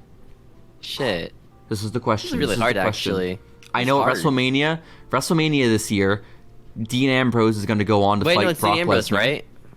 And I don't know. It's for you to predict. Does and then Dean Kevin Ambrose Owens, Kevin Owens wins, right? I believe is going to go on to fight who at this WrestleMania? Is it a spoiler? Is it Jericho? I don't think it was Jericho. Did he even fight at WrestleMania? I don't even know, man. I forgot Dean was IC title guy for like a while. Oh, Kevin was actually in the Intercontinental title match, in the ladder match. Remember where he powerbombed Sami Zayn and Zack Ryder won? Stardust was there. Yeah. Spoiler? Well, I'm just telling you, that's what the match was that he was in at WrestleMania. So by the time WrestleMania rolls around, Dean is fighting Brock, and KO is fighting for this title. So Kevin wins? Who do you think? I need your final prediction in 3, Mr. 2, Kevin go! Owens wins, No, right? Mr. You got it. You got it right the first time, so Dang you're it. wrong. Dean Ambrose. Dang it, why'd you mislead me like this? I was just providing you context. And then getting it wrong. This is the worst, dude. I was just providing you context, Steven. I'm sorry. Bruh. Okay, next up, easy. Okay, next up's an easy one, Steven. Okay? Okay. It's for the tag titles. Wow. It's a New Day match, okay? The New Day is fighting. We have a history with the New Day, okay? I don't know when to get really... I don't know when to start winning. That's the thing. Oh, Listen, man. I will be honest. The New Day are the champions at this point. They're the reigning champs, okay? Okay. I imagine they won them back at some point from fucking Titus O'Neil and Darren Young. Those were the guys who were tag teams last Monday. They were. So tonight at the Royal Rumble, the New Day is defending against the Usos. A never before seen match. Okay? Which this Usos is exciting. is this? Wait, if this could legit go 50-50, don't these guys like trade titles like 20 times? Well, this is pre-day one-ish. Okay, this is kind of Usos, okay? And then and I'm on top and I'm on top. Yeah. And this is top. New Day post-Kazoos with Edge and Christian. I know. That means they're the bad guys still. I think they are bad guys, yeah. Do you think they're allowed to go bad guys again? New Day? Yeah. Oh, what if they beat the fuck out of Big E when he returns? That'd be awesome. I'm lying. Portray Big E? That'd be terrible. So sad, no, their big heel turn is a unicorn stampede on Big E.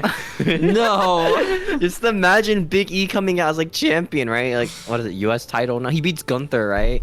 That'd and be then so the sad. Nick come out and like, yo, Big E, you're awesome. But then Xavier Woods comes behind Big E. And then... Ew. And then... What if they reveal they have a new Big E? What? And they point to the top of the ramp and... the New Day reveal they have a new Big E. They point to the top of the ramp. Steven... And it's Commander Aziz. I was thinking it was going to be Otis, but I guess Babatunde works. Yeah. No, Otis is part of the Maximum Models now. Shit, Maximum damn it. Models now. Then Babatunde is a good second, I guess. Yeah. Mm-hmm. Okay, it could have been The Rock, you know? What if The Rock? Oh, fuck. No? The Rock makes his big return as the new Big E. That'd be wild. The Rocky. That's what they call him. No, they just call him Big E and they put him in a singlet. It's the exact same, okay? And so... It's like fake Big E storyline. This is awesome. I love this. Did you predict who wins yet? No. Oh, shit. Who won? Is it the New Day? Give me your guess. Don't say is it. Say I think it was. I think it is the New Day. Steven, I have great news. Yeah. You got it wrong. This is your first correct prediction of the night. New Day easy. Have retained their titles. Congratulations. It really suck when they like trade titles like 20 times. And I have to predict all of those times they change titles. It's gonna really suck. That would be tough. But Steven, this one you got in the bag, okay? It's another championship match, this time for the United States title. We have a man who, quite frankly, I can't stand to look at this point. He's a traitor. Ryback. Wait, Ryback was champion last, right? In our recordings. For IC title, right? I think so. How did he lose that? I don't really remember, man. I don't really care. What I care about is the fact that the current U.S. champion is the All-American Alberto Del Rio. Okay? Hey, let's go. I thought he returned at the Rumble. No. He returned, I think, at like Night of Champions or some shit, and Zeb Coulter was there. That's kind of wild. Mex America. Let's go. Is Jack Swagger part of that? I believe so.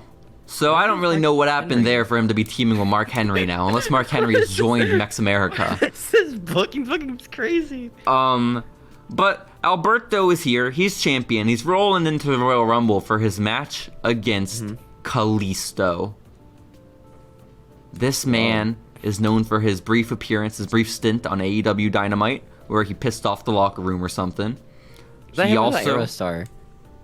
I think it was both of them, but I can't. Aerostar again, I think barely speaks English, so I don't think he did much pissing off. Okay? What did Kalisto do? I don't. Didn't he do some shit with Brody Lee? It was like, yo, my boy Brody, but he spelled it wrong. Oh man, what a great way to get fired. Yeah, honestly. What a great way to get blacklisted, man. So who wins? Do we have a new champ in that of Kalisto? And that is Sasha Banks' friend? Or is Alberto not Sasha Banks' friend, the U.S. champion? Yes, Kalisto wins. Steven? Lucha Dragon wins. Kalisto is our brand new United States champion. Congratulations on that. Alberto got like concussed here or something. Oh, somehow. poor man. Poor man. Concussed in. Well, Steven, let us talk about the last match prior to the Royal Rumble, okay? Let us talk about the Divas Championship match. As we know, still a thing, huh? Nikki Bella is out of the picture. Nikki Bella is rehabbing her neck, right? Is she champion? Women's. She was, but then she lost it or some shit. I don't really know. But the women's title will debut soon at WrestleMania. We still have the Divas belt, okay? Our current Divas champion is none other than Charlotte Flair, right? Wow. Her opponent tonight, I couldn't believe my eyes when I saw it. My girlfriend looks just like her. Charlotte was fighting Paige for the Divas title. Who walks away with the belt? Wait, why are Team Sorority Submissions fighting each other? That's a great question. I don't know why Team PCB exploded. I wish we could have recapped it in the past 6 months, but here we are in January. It's a little depressing. Maybe they're friends. Maybe this is friendly competition. I think Charlotte Flair wins with her pelvis being so muscular. Steven, I actually have it in my notes right here that it is due to her pelvic muscles. Charlotte Flair is still our Divas champion. Let's go. You started off rough, Steven. You started off rough. Make a comeback. 2 losses, 2 wrong predictions. I ain't got time for these mid-carders, okay? I like main eventers like Kalisto. If you can get this next prediction right, Steven, you will be... You have 1 out of 30 chance of winning. Well, it'll be a little tough, but you will be up in your predictions, okay? You will walk away with over 50%, and that's what matters. Yeah. So, this match is a little different than most Royal Rumble matches. Usually you walk into the Royal Rumble, 30 men will join you, or I guess 29 men will join you. Sometimes there are women. Sometimes it's Rey Mysterio, and he just doesn't come out, right? So, these are all the different factors you have to account for, but the goal is usually to throw over the rope 29 other men, and then make your way onto the road to WrestleMania, where you will challenge. Was this the 40-man Rumble? This was like 2010. No, that was so much earlier. That's the one Santino almost won, and that Alberto El Patron did. Imagine Alberto botched that.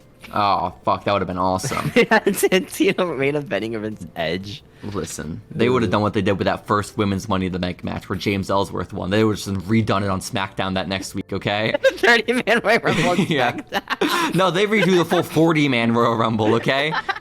They do the surprises too, it's just jobbers in the back. Like it's all the same surprises. It's the same order, the same everything. That'd be sick. And so, Steven, this is the Royal Rumble where it's not a shot at WrestleMania for the title. Instead, the championship belt itself is on the line. Okay?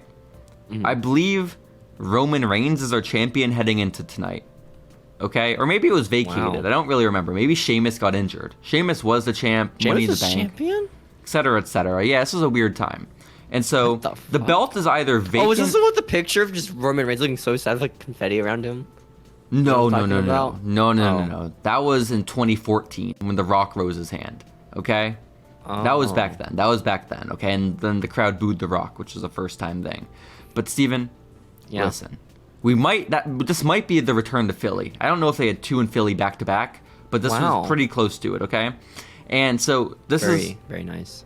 this is a 30-man rumble where the champion will be crowned. Okay, What? Belt Are they still is main on the eventing line. WrestleMania? Well, if they hold on to it, they still got like Roadblock and Fastlane and Elimination Chamber and Payback and Roadblock Wow. and Fastlane and the Elimination Chamber. So there's a lot of roadblocks. Is the point? I just realized that the Elimination Chamber is like crazy because like it's right before WrestleMania, right? It is, But it's like it is 6 kinda people wild. could win. but I mean Nice. they've changed it. Like this year, the Elimination Chamber is going to be for like the U.S. title or something. You know? That sounds So kind of it's- lame, you know, like Ryback winning it in Elimination Chamber. A little bit, but now it That's means we not get lame. Sammy versus Roman. So, but Steven, Maybe. listen, look here and listen. I'm listening. You gotta I'm guess listening. who of the 30 men are gonna walk out our WWE champion from the 2016 Royal Can you name Rumble. all of them in order. I don't have a single one written down, but I can tell you what the main event match at WrestleMania is, if that helps, just because I have that committed to memory. Triple H wins. He eliminates Dean Ambrose, I believe. The main event match at WrestleMania 32 is Triple H versus Roman Reigns. That's what happens. Triple H wins this match by eliminating Dean Ambrose. Okay. Why do you keep including the last part about eliminating Dean Ambrose?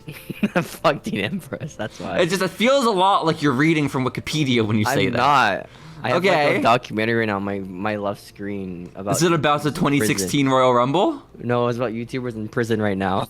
Okay, that's a little different. So why do you keep adding in the part about Dean getting thrown out? Because I remember this part specifically where Dean Ambrose. Okay, but lost I have when to his tell you, Triple H this is like a gets parlay, eliminated. Steven. If you get the Dean part wrong, you get it all wrong. No. No, such a double whammy. Steven, Oof. Yes. your winner of the 2016 Royal Rumble is the game Triple H. Let's go. Let's Yeah, put up that young talent. All 29 of go. And I can't confirm or deny if Dean was eliminated. I'm just gonna assume he was. So them. Was he in the Rumble? Was he um, wrestling tonight anyways? I kind of assumed it was Roman who was thrown out last, but I guess Dean makes I sense. thought Roman too. was like the heel piece to use, right? To, like, get Maybe. other people over. Well, not back then, man. Roman was the good guy. Roman was the guy, you know? Yeah, exactly. Um, Right? Don't they use him like the last piece to like make the other guy listen. go over? Steven, right now, you are at 4 correct predictions and 2 wrong predictions. Was it not the main will event? It was the main event, but I will Oh, okay. scrub one of your incorrect predictions if Mm-hmm. you can tell me the number at which Triple H entered. 17. Now, why would you say that? Was it not 17? He entered at number 30, Steven. Dang 3-0. it. Of course. I God hate when they damn win it. at number 30. That's the worst. Well, that was an all or nothing, Steven. You lost. Dang it. I All your correct lost all my predictions go to points. hell. Yeah. No. God damn it. Whatever. That sucks, dude. But Aw, man, I that feel was bamboozled now. that was January 27th of 2016. What a Number week. 30 wins a lot recently. I feel like they've been trying What? not to get number 30s to win, you know? Number 30 Oh. spot. Well, yeah, we got Cody, we got Triple H, we had Edge. No, Edge was like number 1. Fuck me. wasn't. Oh, was Edge number 30? Yeah. No, Edge wasn't number 30. I don't think Edge when was he one. won. I don't think so. I'll go number Was he number one. 2? Edge, during the COVID Rumble, Edge was one of the first 2 people, and he won the thing. Do you think they like do cuts in the COVID Rumble? Well, it was live. Oh. You think they were just lying Oh. about that? They could have. No one would I have mean, known. they could have been, yeah. I No one guess. would have known, man. No, they really won't, though. You just throw up a live graphic, you're good. Yeah. But Steven, They have. I mean, they can just like fake Zoom calls, right? What's not the thing where they like fans zooming in to watch? why? It would Remember be that? so hard to fake that, because you'd have to pre-record all their reactions to the... Oh. Like, what do I you... mean, what were the reactions? Just looking? Well, they were like, oh! Or... You know those "Ooh," guys or- who intentionally joined those to wear an AEW shirt on camera? Those guys are epic. They are pretty epic. I don't think they're allowed to though. I think the only thing you're allowed to wear were like solid colors or WB merch. Damn it! I'm gonna wear a really obscure AEW shirt so it like gets through the vetting process. You know, I'm gonna wear like a Colton Gunn shirt. We're gonna wait they're gonna have no clue. They're gonna see Guns. Like, oh, it's like Billy Gunn, right? Yeah. Exactly. Well, Steven, that was again the week of January 27th of 2016. Are you feeling ready to talk about the current events of this week in pro wrestling? Yes. Then let's go ahead and do it.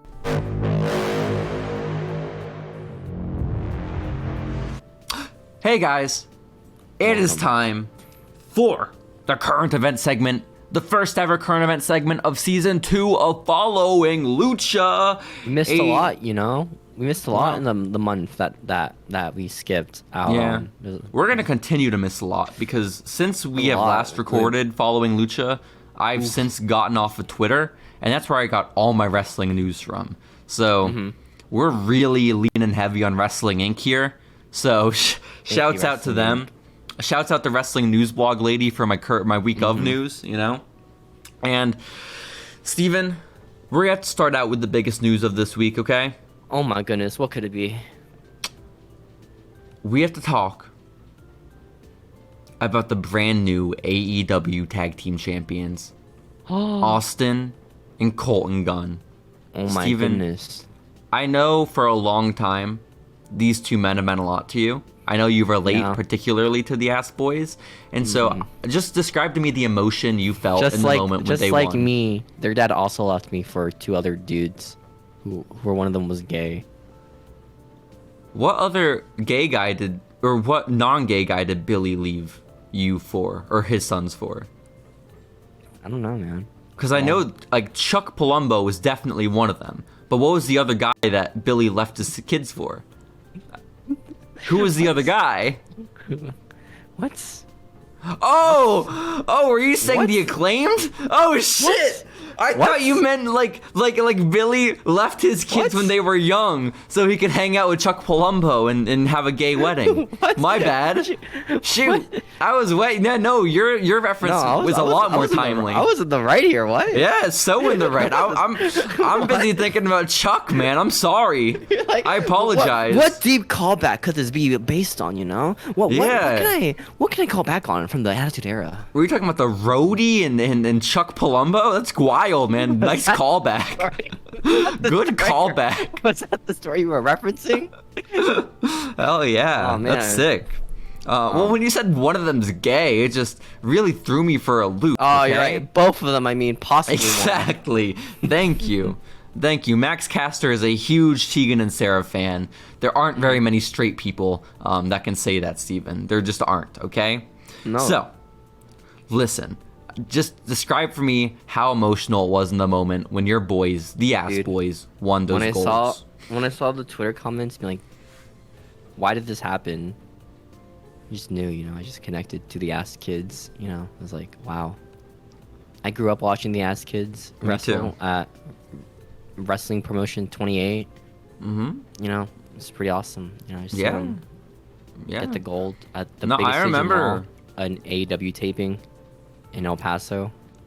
I remember being a 12-year-old watching during the pandemic era of wrestling, and the Guns are really what kept me in, you know, because that's a rough time, like the transition from like adolescence, or not adolescence, but like from preteen to teen is like when a lot of people fall off from wrestling. Because remember, I started watching wrestling when Big E was WWE champion, right? Yeah, no, I get that. I started watching around the same time. For me, it was when the Hurt Business was on top, you know? The Hurt Business are like my guys, you know? They're coming back too, apparently. Oh, shit. Oh, that's going to be so nostalgic. The 20th time they're coming back. Oh, my gosh, Steven. Oh, my gosh. Whoa. It's an exciting time for us, you know? Oh, my gosh. Cedric never got his chance to shine. Have you seen that, like, one Twitter post where, like, think about what the Hurt Business could be right now? It's just, like, all the black wrestlers on the same, like, image. It's true. It's like, okay, dude. It's true. So yeah, I can't wait for that. So shouts out to the Guns. They really, again, they're what kept my fandom alive, and I can't wait to see where they go with these titles.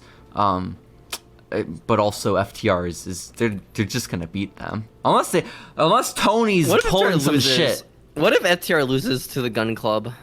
Who dethrones the Guns then, Steven? Who dethrones the Ass Boys? Kenny Omega and Damien Sandow. That was oh shit. Damn, I guess so. What if they like the belt collector story again, but for like all the tag team titles? But it's Damien Sandow and Kenny Omega, you mean? Yeah. Yeah, that'd be awesome, man. They start off with the NWA titles. That'd be so sick. Did you see Alex Riley debuted for the NWA the other day? Wow. A-Rai, yeah. A-Rai attempted to do a dive over the turnbuckle, kind of like how Rey Fenix does. But when A-Rai did it, he clipped his knee on the rope and fell on his back and did not connect with EC3. His back and not like his neck, you know? Well, yeah, like he landed on his shoulder, which was good, right? But like he was so close to it being his neck. Also, A-Rai used to be a handsome boy. He's at a point where his hair is very greasy and his body is very pudgy, and I was so sad to see it. This is not the Alex Riley of his glow days. Remember when his gimmick was wearing a Leatherman's jacket? Listen, A-Rai is peak. You know how we were just being dicks and joking about how, like, oh, when I was a kid, the Hurt Business and the Gun Club.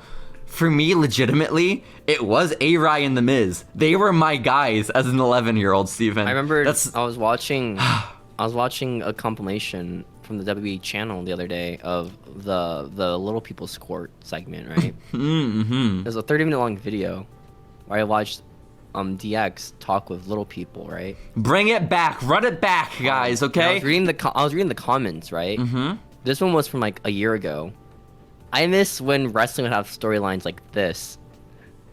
Real storylines. Yeah, true. I think they could do something very tasteful and cool with Vince returning to the WWE. They could have Triple H and Vince fight for custody of the company in Little People's Court. That would be awesome and a great segment, and I think it could be good. And then you could get Nick Khan on TV finally. Everyone's been clamoring for it, and so I think that'd be good. Have the Saudis too, you know? Oh shit, in Saudi. You know? They get Tony Khan on the show. Also, him and his dad are hanging out. That'd be awesome, Steven. That'd be a great crossover event. Yeah, man. I say get rid of NXT, or at least NXT Level Up, and just have weekly Little People's Court. I think it could draw way bigger. Well, apparently, like Shawn Michaels' favorite segment to film ever was Little People's Court. Like that's like his favorite thing ever that he's done in his career. It wasn't the segment where he was a lunch lady in San Antonio. Maybe. And then Triple H had to go get him out of retirement from the cafeteria, because that was a pretty good one. Crazy, dude. Yo, 2009 DX was peak DX. I'm not even Every joking. time I think of DX, I think about, like, you know, the Max Landis video of wrestling's not wrestling's not wrestling. No, I don't know what you're even saying. It's like the guy who directed Chronicle, right? Max Landis. He's got outed as being like a weirdo. Oh wow. But it's like Drunk History. You know that is, right? The show. Okay. Right? But he does it with like Triple H's career. Oh and wow. they made a joke where it's like DX came back, but now they can't say suck it, so it's like suck it pee haha poo poo, because they're PG now. Wow. That's every time I think that of was DX, 09. You mean? That was 09. Yeah. I disagree. Again, I really think 09 was the peak, Steven. Okay, like those Shawn was like camouflage 49 pants, when he did that storyline. By the way, all these DX segments. he was killing it, man. He was killing it. He was doing great. It was before he was balding, which was a huge plus he for was him. balding. No, he had not shaved yet. He didn't shave until a Saudi match.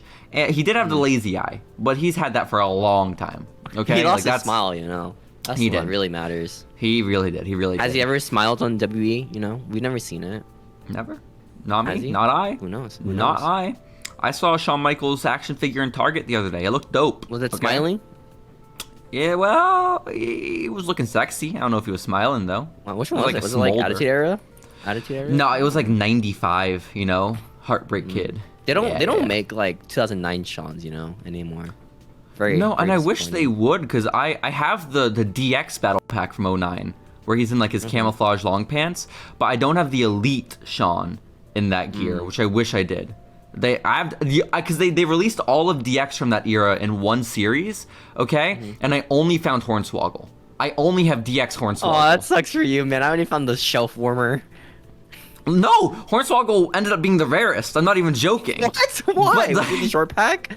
They made fewer of him, you know? Was he short pack? Just like one per case? I think so, and he came with a miniature ladder. He came with a miniature ladder and The no callback glow for his sticks. VLC match, which I also It's true. watched the other day. Yo, Banger of shouts a out. match. Have you Shouts seen out. the VLC match? I watch it yearly. That's awesome, man. Is there like a specific day of the year where you're like, oh shit, it's WLC time? February 10th. Oh wow, that's my niece's birthday. That's awesome. happened. I'll have to get her onto San it. Antonio Day, 210 Day. That's when I watched the VLC match. Hell yeah, hell yeah. Yeah. Well, Steven, let's also talk about some other big news in professional wrestling. Booker T announced on his podcast, his radio show, that if he saw Dave Batista in person, okay, these two are rumored to have a lot of heat, okay? They're rumored to Why? have a lot of controversy. I don't know. Did I he didn't have read sex the full with article. his wife? Maybe. I mean, who does, you maybe, know? Maybe he fucked his wife, Steven. I don't know. I don't want to get into it, okay? But maybe. But do you want to know what Booker T said he would do if he saw Dave Batista walking down the street today? Bring out his Glock? Like, what? No, he wouldn't pull an Arn Anderson. He wouldn't do that. He said Huh. he would hug Dave Batista. Oh! I know. Is it because he's rich and famous now? I think so. I think Booker T is a clout chaser. Can we talk about how underwhelming the Booker T entrance was in the Royal Rumble? Oh, I was underwhelmed because that was my pick to win the Rumble that night. Oh yeah, you did draw his number. That was kind of tough, Steven. That was kind of tough. Yeah. Booker T should go away. Is he still doing NXT commentary? I mean, I guess he can keep doing that if he wants to, but otherwise, who needs Booker? Who even? Roxanne Guys, Perez. Excuse you. Roxanne is our age, even younger. She did not watch Booker T growing up. She's Okay? trained by him. Oh, I guess so. But so was There's also Sammy the chance she watched Guevara. that one storyline with Booker T versus Cody Rhodes. What if she watched that, you know? When did that story happen? 2010? No, it didn't. Yes? What? This is a real 2010? story. Yeah, she's the IC title. Did Booker return? Yeah. From Was this commentary. undashing Cody Rhodes? No, this is like white Cody Rhodes. Like with the red and white jacket that he would wear, dashing? No, like the white underwear one. Oh, I love that action figure. Also, yeah, oh my god, that is a great action figure actually. That is the red and white robe, by the way. He would wear the white underwear underneath it. At least on his action figure, he did. Yeah, But overall, isn't like in like the games were like high 80s most of the time. Cody? Yeah. Good Even at for Stardust, him. he was like 86. Randy's like, the next fucking like game, 87 or something, 76. which is sad What as has shit. he done recently, you know? He, Oh my gosh. yeah? They have a WWE Elite Lost Legends Kamala figure. Wow. I want to Are buy you gonna this buy now. it? Okay, you do that. It's 35 Steven. bucks. I'll send That's it to that's you. a deal. No, you don't have to send it to me. You got your credit card info, man. I I don't. need to buy this. Okay. I'm gonna use okay, my fair sign-up enough. bonus on this toy. Exciting. That's so cool. Exciting. That's so cool. What were we talking about Steven, again? We were talking about how Booker T would hug Batista, and I would also hug Batista. He's losing his metabolism, which is fine. He's like 50 something. Like it's about time, right? I mean, he's But like becoming more like the old man character now in movies, you know? he really is. He's no longer like the lead villain. He's like the Yeah. lovable kind of older dude. Old guy. You know? Yeah. And I get it. I get it. I Or the get old it. guys that die early on. That It's too. true. It's true. It's true. Well, Steven, let's talk about two men I hope never die. Okay. Mm-hmm. Let's talk about the Good Brothers, Luke Gallows and Carl Anderson. Thank God. I forgot they're still in the company. I'm gonna be honest. Well, I would have also forgot because they weren't at the Royal Rumble, okay? But I have some news on that, Steven. I have some news about why we didn't hear that beautiful, beautiful theme song of theirs. Hey, Why? man! that's not their song anymore. Their song is "I'm Fuck. coming for you." I'm coming! Nobody no, to it's- stop! No. It's "I'm coming for you." I'm coming for you. I'm the boogeyman, and I'm coming to get... No. He works backstage now. That guy. Oh. So, Or The Office. how's the song go? I'm coming. We're coming for you. We're coming Hulk for you. Hogan, we coming... Is that? No, we Oh. we can't reference that. That's Oh. not. I just thought Booker T was okay. No, Hulk Hogan having a thermosized penis. That we can talk about. Shit, that's awesome. Yeah. I love the idea that every time Hulk Hogan goes backstage to a WWE show, he gets all the black wrestlers together and apologizes all over again. That's I don't think wild. he does it. You think there's like a Slack group chat, or it's like, hey guys, hey brother, hey brothers, Hey, brothers. Shit. can all the black wrestlers like meet up with me backstage? So I can handshake you all. Damn. Something like that. Something like that. Something like that. I imagine. You think so, they have Steven. Slack? Do you think they use Slacks at WWE? No way. No way. You think AJ Styles uses Slack? That man is not operating Nah, Slack. that guy uses Teams. That guy uses Teams. Yeah. What the fuck is that website he used to stream on? It It wasn't Microsoft Hitbox. one. Yeah, it was some shit ass website. What was It used to always it used to be the only thing he tweeted about was when he was going Mixer? live on this Mixer, right? Mixer. Yeah, AJ Mixer. Styles is the type of guy that uses Mixer. Okay, he doesn't know what's going on. Well, I'm pretty sure Mixer paid him to be on that site. I think. Good for him, I guess. Good for him, I guess. But the Good Brothers, Steven, they're getting paid. They are still with Yeah. WWE, and the reason we haven't seen them very much is because they have a deal in their contract. They have a clause in their contract they worked out with Paul, with Dealer Sweet Trips, where if they aren't booked on a show in advance, they don't have to be backstage. So they weren't booked for the Rumble, so they simply didn't show up to San Antonio. What? The Good Brothers I were know. in SA? They weren't in You San know Antonio. who were at the Royal Rumble though? Who? Us. We We were there were, Steven? live. We were there live. Following Lucha, we brought out the big bucks, Steven. We've been saving up over the course of season 1, and we were like, well, we're gonna make a All trip that to season San 1 money. Antonio. All the season 1 money went to our Royal Rumble trip. Okay, free parking, free tickets, and no merchandise bought. But you did get some nachos. Got Or- like $10 nachos. That's pretty good. That's a good deal, man. That's a good Got deal. like I can't wait to $5 get. Pepsi that I ordered a diet Pepsi and I got a regular Pepsi. Yo, yeah, well, I told you to assert yourself, Steven, and tell the lady that you wanted Diet Pepsi, but you didn't. Well, I already sipped from that time and then I was like, oh yeah, I ordered diet. Well, it's Pepsi. reasonable to sip it and then be like, oh, this doesn't taste right, and then tell the lady, hey, you gave me the wrong one. Because You she's think not she going to would've give me it. You think she should have just given me like a diet Pepsi for free if I asked? Yes. I'm confident she would have. Like, that's why. Okay, either way, Steven. We went to the Royal Rumble. We were there live and in person. We got to see the Mountain Dew Pitch Black match, Uncle Howdy jump off the rafters. We saw Alexa That Bliss. was cool watching it live. I remember people were super hyped about the lights, and then they died after that. Yeah, I don't. Like, guys, Bray Wyatt, is he not cool? I mean, he's like the third biggest seller of merch, I think. But, like, Right. who cares? When do you think people are gonna like turn on Bray? I think we already have. I think Have I'm we? there. Because I'm a big Bray guy. I love Bray. Okay. How long do you But, think we're like- gonna turn on Cody for? Like, when do you think that's happening? Listen, everyone was on Twitter being like, oh, Cody's gonna get booed at the Royal Rumble. Cody's Yeah, gonna I'm get sure booed. the guy getting like fucking what's it called? Love What? and support from children and women everywhere around the world. Well, it's his return, Steven. He's doing it for his dad. He's doing it for his dad. But no, also shouts out to WWE because it would have been hilarious if Cody got booed, but they did it perfectly where they had the men's rumble go on before the Roman Reigns match. And Oh, then yeah. they didn't put Sammy in the Royal Rumble. Because if they put Sammy in that Rumble, they would have been fucked. Okay? They would have been screwed. But having Cody come in and eliminate Logan Paul, listen, beautiful.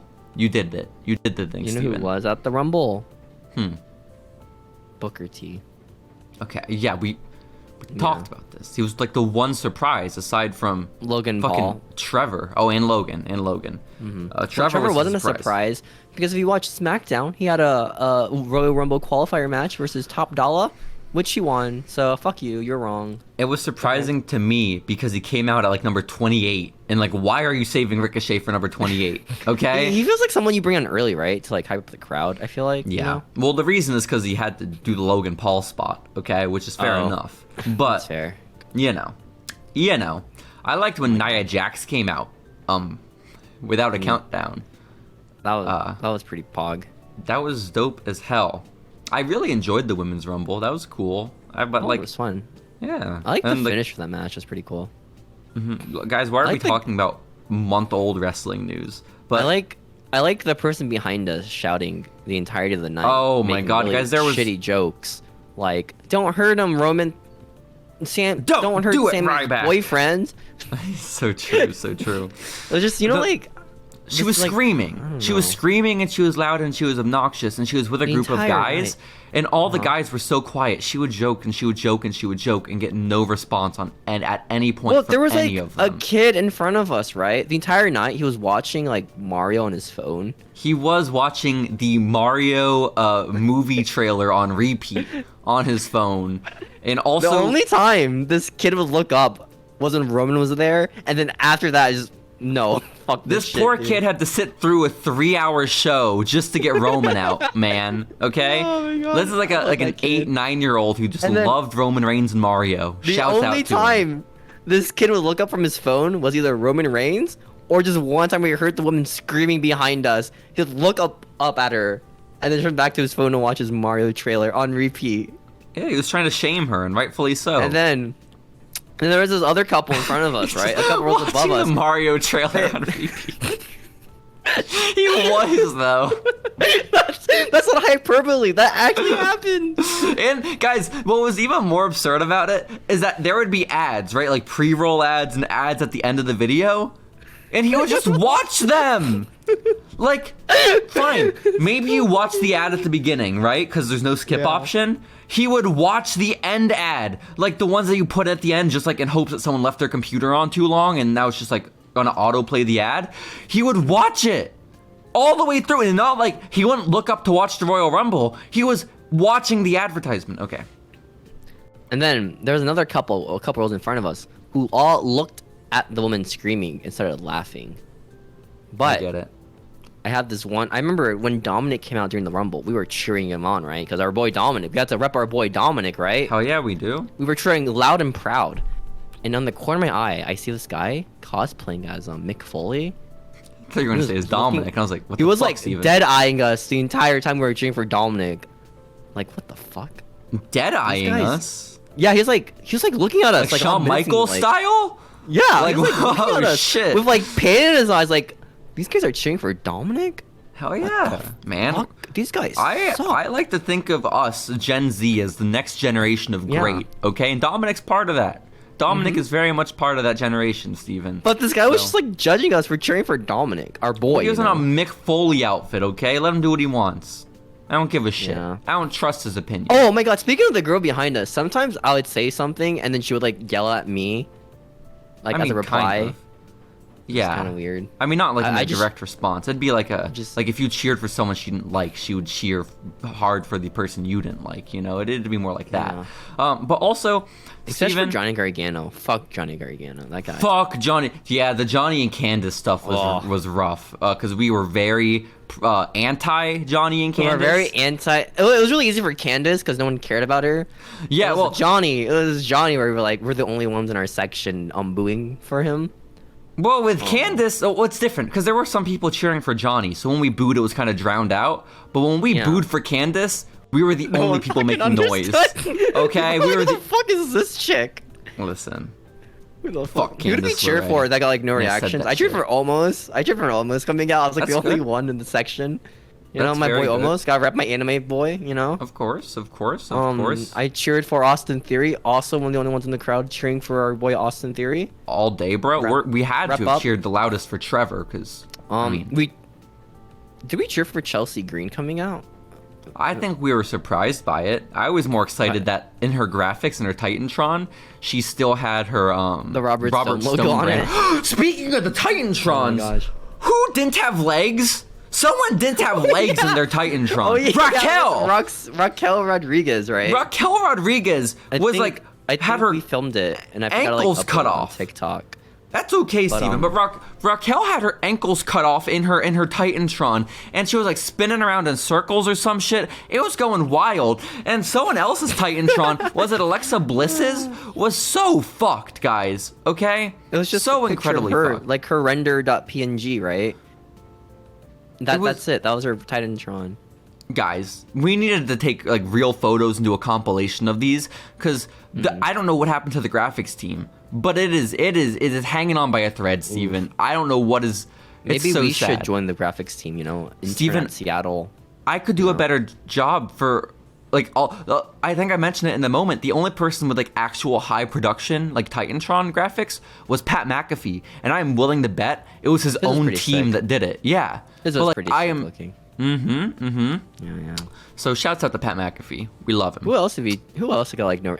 Dude, like sometimes people get like a big reaction, right? Like New Day got a pretty big reaction, but then when like Otis comes out, he comes out with like the Bobby Fish kind of heat, And I mean, folks, like, where's the line, like that kind of like reaction. And I wanted to cheer for Otis because Otis is also one of my boys, Absolutely. I wish Mansoir was there. I would have cheered for him. God, I wish. Baron Corbin I cheered for. No one else cheered for Baron Corbin. But I didn't know he's no longer Happy Corbin. That sucks ass. Now he's like, he plays poker now with JBL. But also justice for our boy Madcap Moss, who was announced for the Royal Rumble and then wasn't given a spot. Okay? That's some fuck shit. What the fuck? Maybe that's why he has the IC title now. Or I guess the match against Gunther, where he's probably going to... What if he beats Gunther for the title? Madcap, you're saying what if Madcap Moss is the man to dethrone Gunther? Yeah.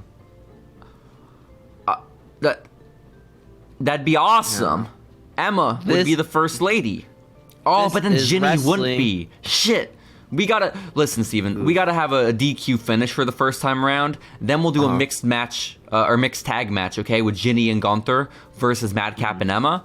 And then that's when we'll have Emma go over Ginny, okay? And then it'll set it up for a new match between the two of them where Gunther will lose clean. So ideally, that's kind of how it goes. Yeah, this makes a lot of sense. I think so. Did you like the promo this past week on AEW, Steven, on Dynamite that MJF cut? Is that the one with the car accident? Yeah, he claimed he killed a girl in a 90-mile-an-hour car accident and then swapped seats with her so it looked like she was the driver. That's the plot of JoJo's Part 6. Oh. Do you think MJF is maybe just a closeted weeb? That's legit the plot of like one like the JoJo's animes.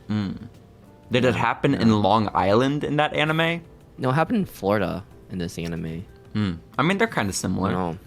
They're kind of similar. They're both beachy, right? They're both kind of disgusting is more the point I was making, but also both by the ocean, I guess. So, it's valid. It's valid. Really good did he have a good reaction to that promo about a car accident that is not relevant at all to everyone said that in wrestling? Everyone online said, "Oh, they got hundreds of calls to the police station." But I don't believe that. And I have no grounds for not believing it, aside from me just not believing it. What would they do? Like, they get a call, hey, this wrestler, he said he murdered someone in a car accident, like, years ago. Yeah, you should check it out. Can you do something about that? Sorry, brother. Statute of limitations. Sorry, man, we're all bad. Or that. True. Can't get political like this. This is messed up. So, yeah, shouts out to MJF for murdering a girl after she sucked his dick. Because that was also part of the story. I don't know if you saw. But she gave him roadhead. How many girls were there sucking in his car? What? Well, just the one girl sucked him off in his car. But there were other girls that he went to the dance with. But this is the one he chose to kill. I saw the meme where it was Liv Morgan sucking his dick or something. What? There's like a meme on Twitter where it was Liv Morgan sucking his dick. Okay. I don't get. Wow, okay, that's wild. Speaking of sucking dick, I was watching the Logan Paul podcast, right? Wow. The other day. With Cody? Yeah, the Cody one, yeah. And then I got bored, so I watched someone with Sasha Banks and Becky Lynch. And then I learned that, like, Sasha Banks is really into, like, spirituality and crystals. And she was talking about, like, how she took a break from wrestling in 2018. And she wanted to get, like, help. She wanted to focus on her crystal collection. Well, here's the thing. Here's how she got no. crystals. She wanted to get like mental health, right? But she didn't want to go to a therapist and take pills or a doctor or any professionals. So she looked online for solutions, and it was spirituality and crystals for natural healing. Wow. That's what she got. Well, I respect her decision not wanting to use any like additional substances, but I call it into question when she wins an award at the CBD and Weed Awards, Steven. You know, like it makes me worry about whether or not these substances are actually okay. It's fine. It's a-okay. But good for her and her rocks, you know? I hope they make her happy and healthy. Yeah. Did Becky Lynch relate? Does she also have rocks? Becky Lynch was pretty chill. You know, she was in character doing it. It was pretty awesome. Oh, that's unfortunate. That's about what Logan deserves, though. I listened to the Cody episode, and Jesus Christ, the guys he has around him are obnoxious, Steven. Well, so obnoxious. again, they're just floaters. They're just orbiters, you know? That's all they really are. Well, like, because by point of comparison, Logan Paul didn't seem that annoying. Like, all his questions seemed pretty grounded and reasonable. Well, again, Logan's pretty, like, charismatic, you know? Like, as a dude. I mean, no, like, he was so boring in the interview. I disagree completely. That interview was boring as shit. I feel like Logan Paul sounds like a pretty, like... He knows how to talk to people, I feel like, you know? Like... Maybe. But either way, I'm just saying, like, he did a great job by putting together that cast because, fuck, they were all so annoying. Well, I remember this one segment, right, from the podcast. Steven, I'm getting the call in my ear. Battery low. They're telling us we got to wrap up episode 1 of season 2. Is it a British lady? Is it a British lady? Hey, she was quite British. No, I believe This one's about how Cody's family had Lana Rhoades in it, and then Cody's like the porn star. Oh, I did hear that. Yeah. They turned that into a TikTok. Everyone's probly already seen it, Steven. Come on now. That's it. Come on now, Steve. All right, Steven, over, AEW guys. Fight Forever is rated T for teen. When is it coming out? 2048. We don't know. We'll find out next week. Goodbye. Bye.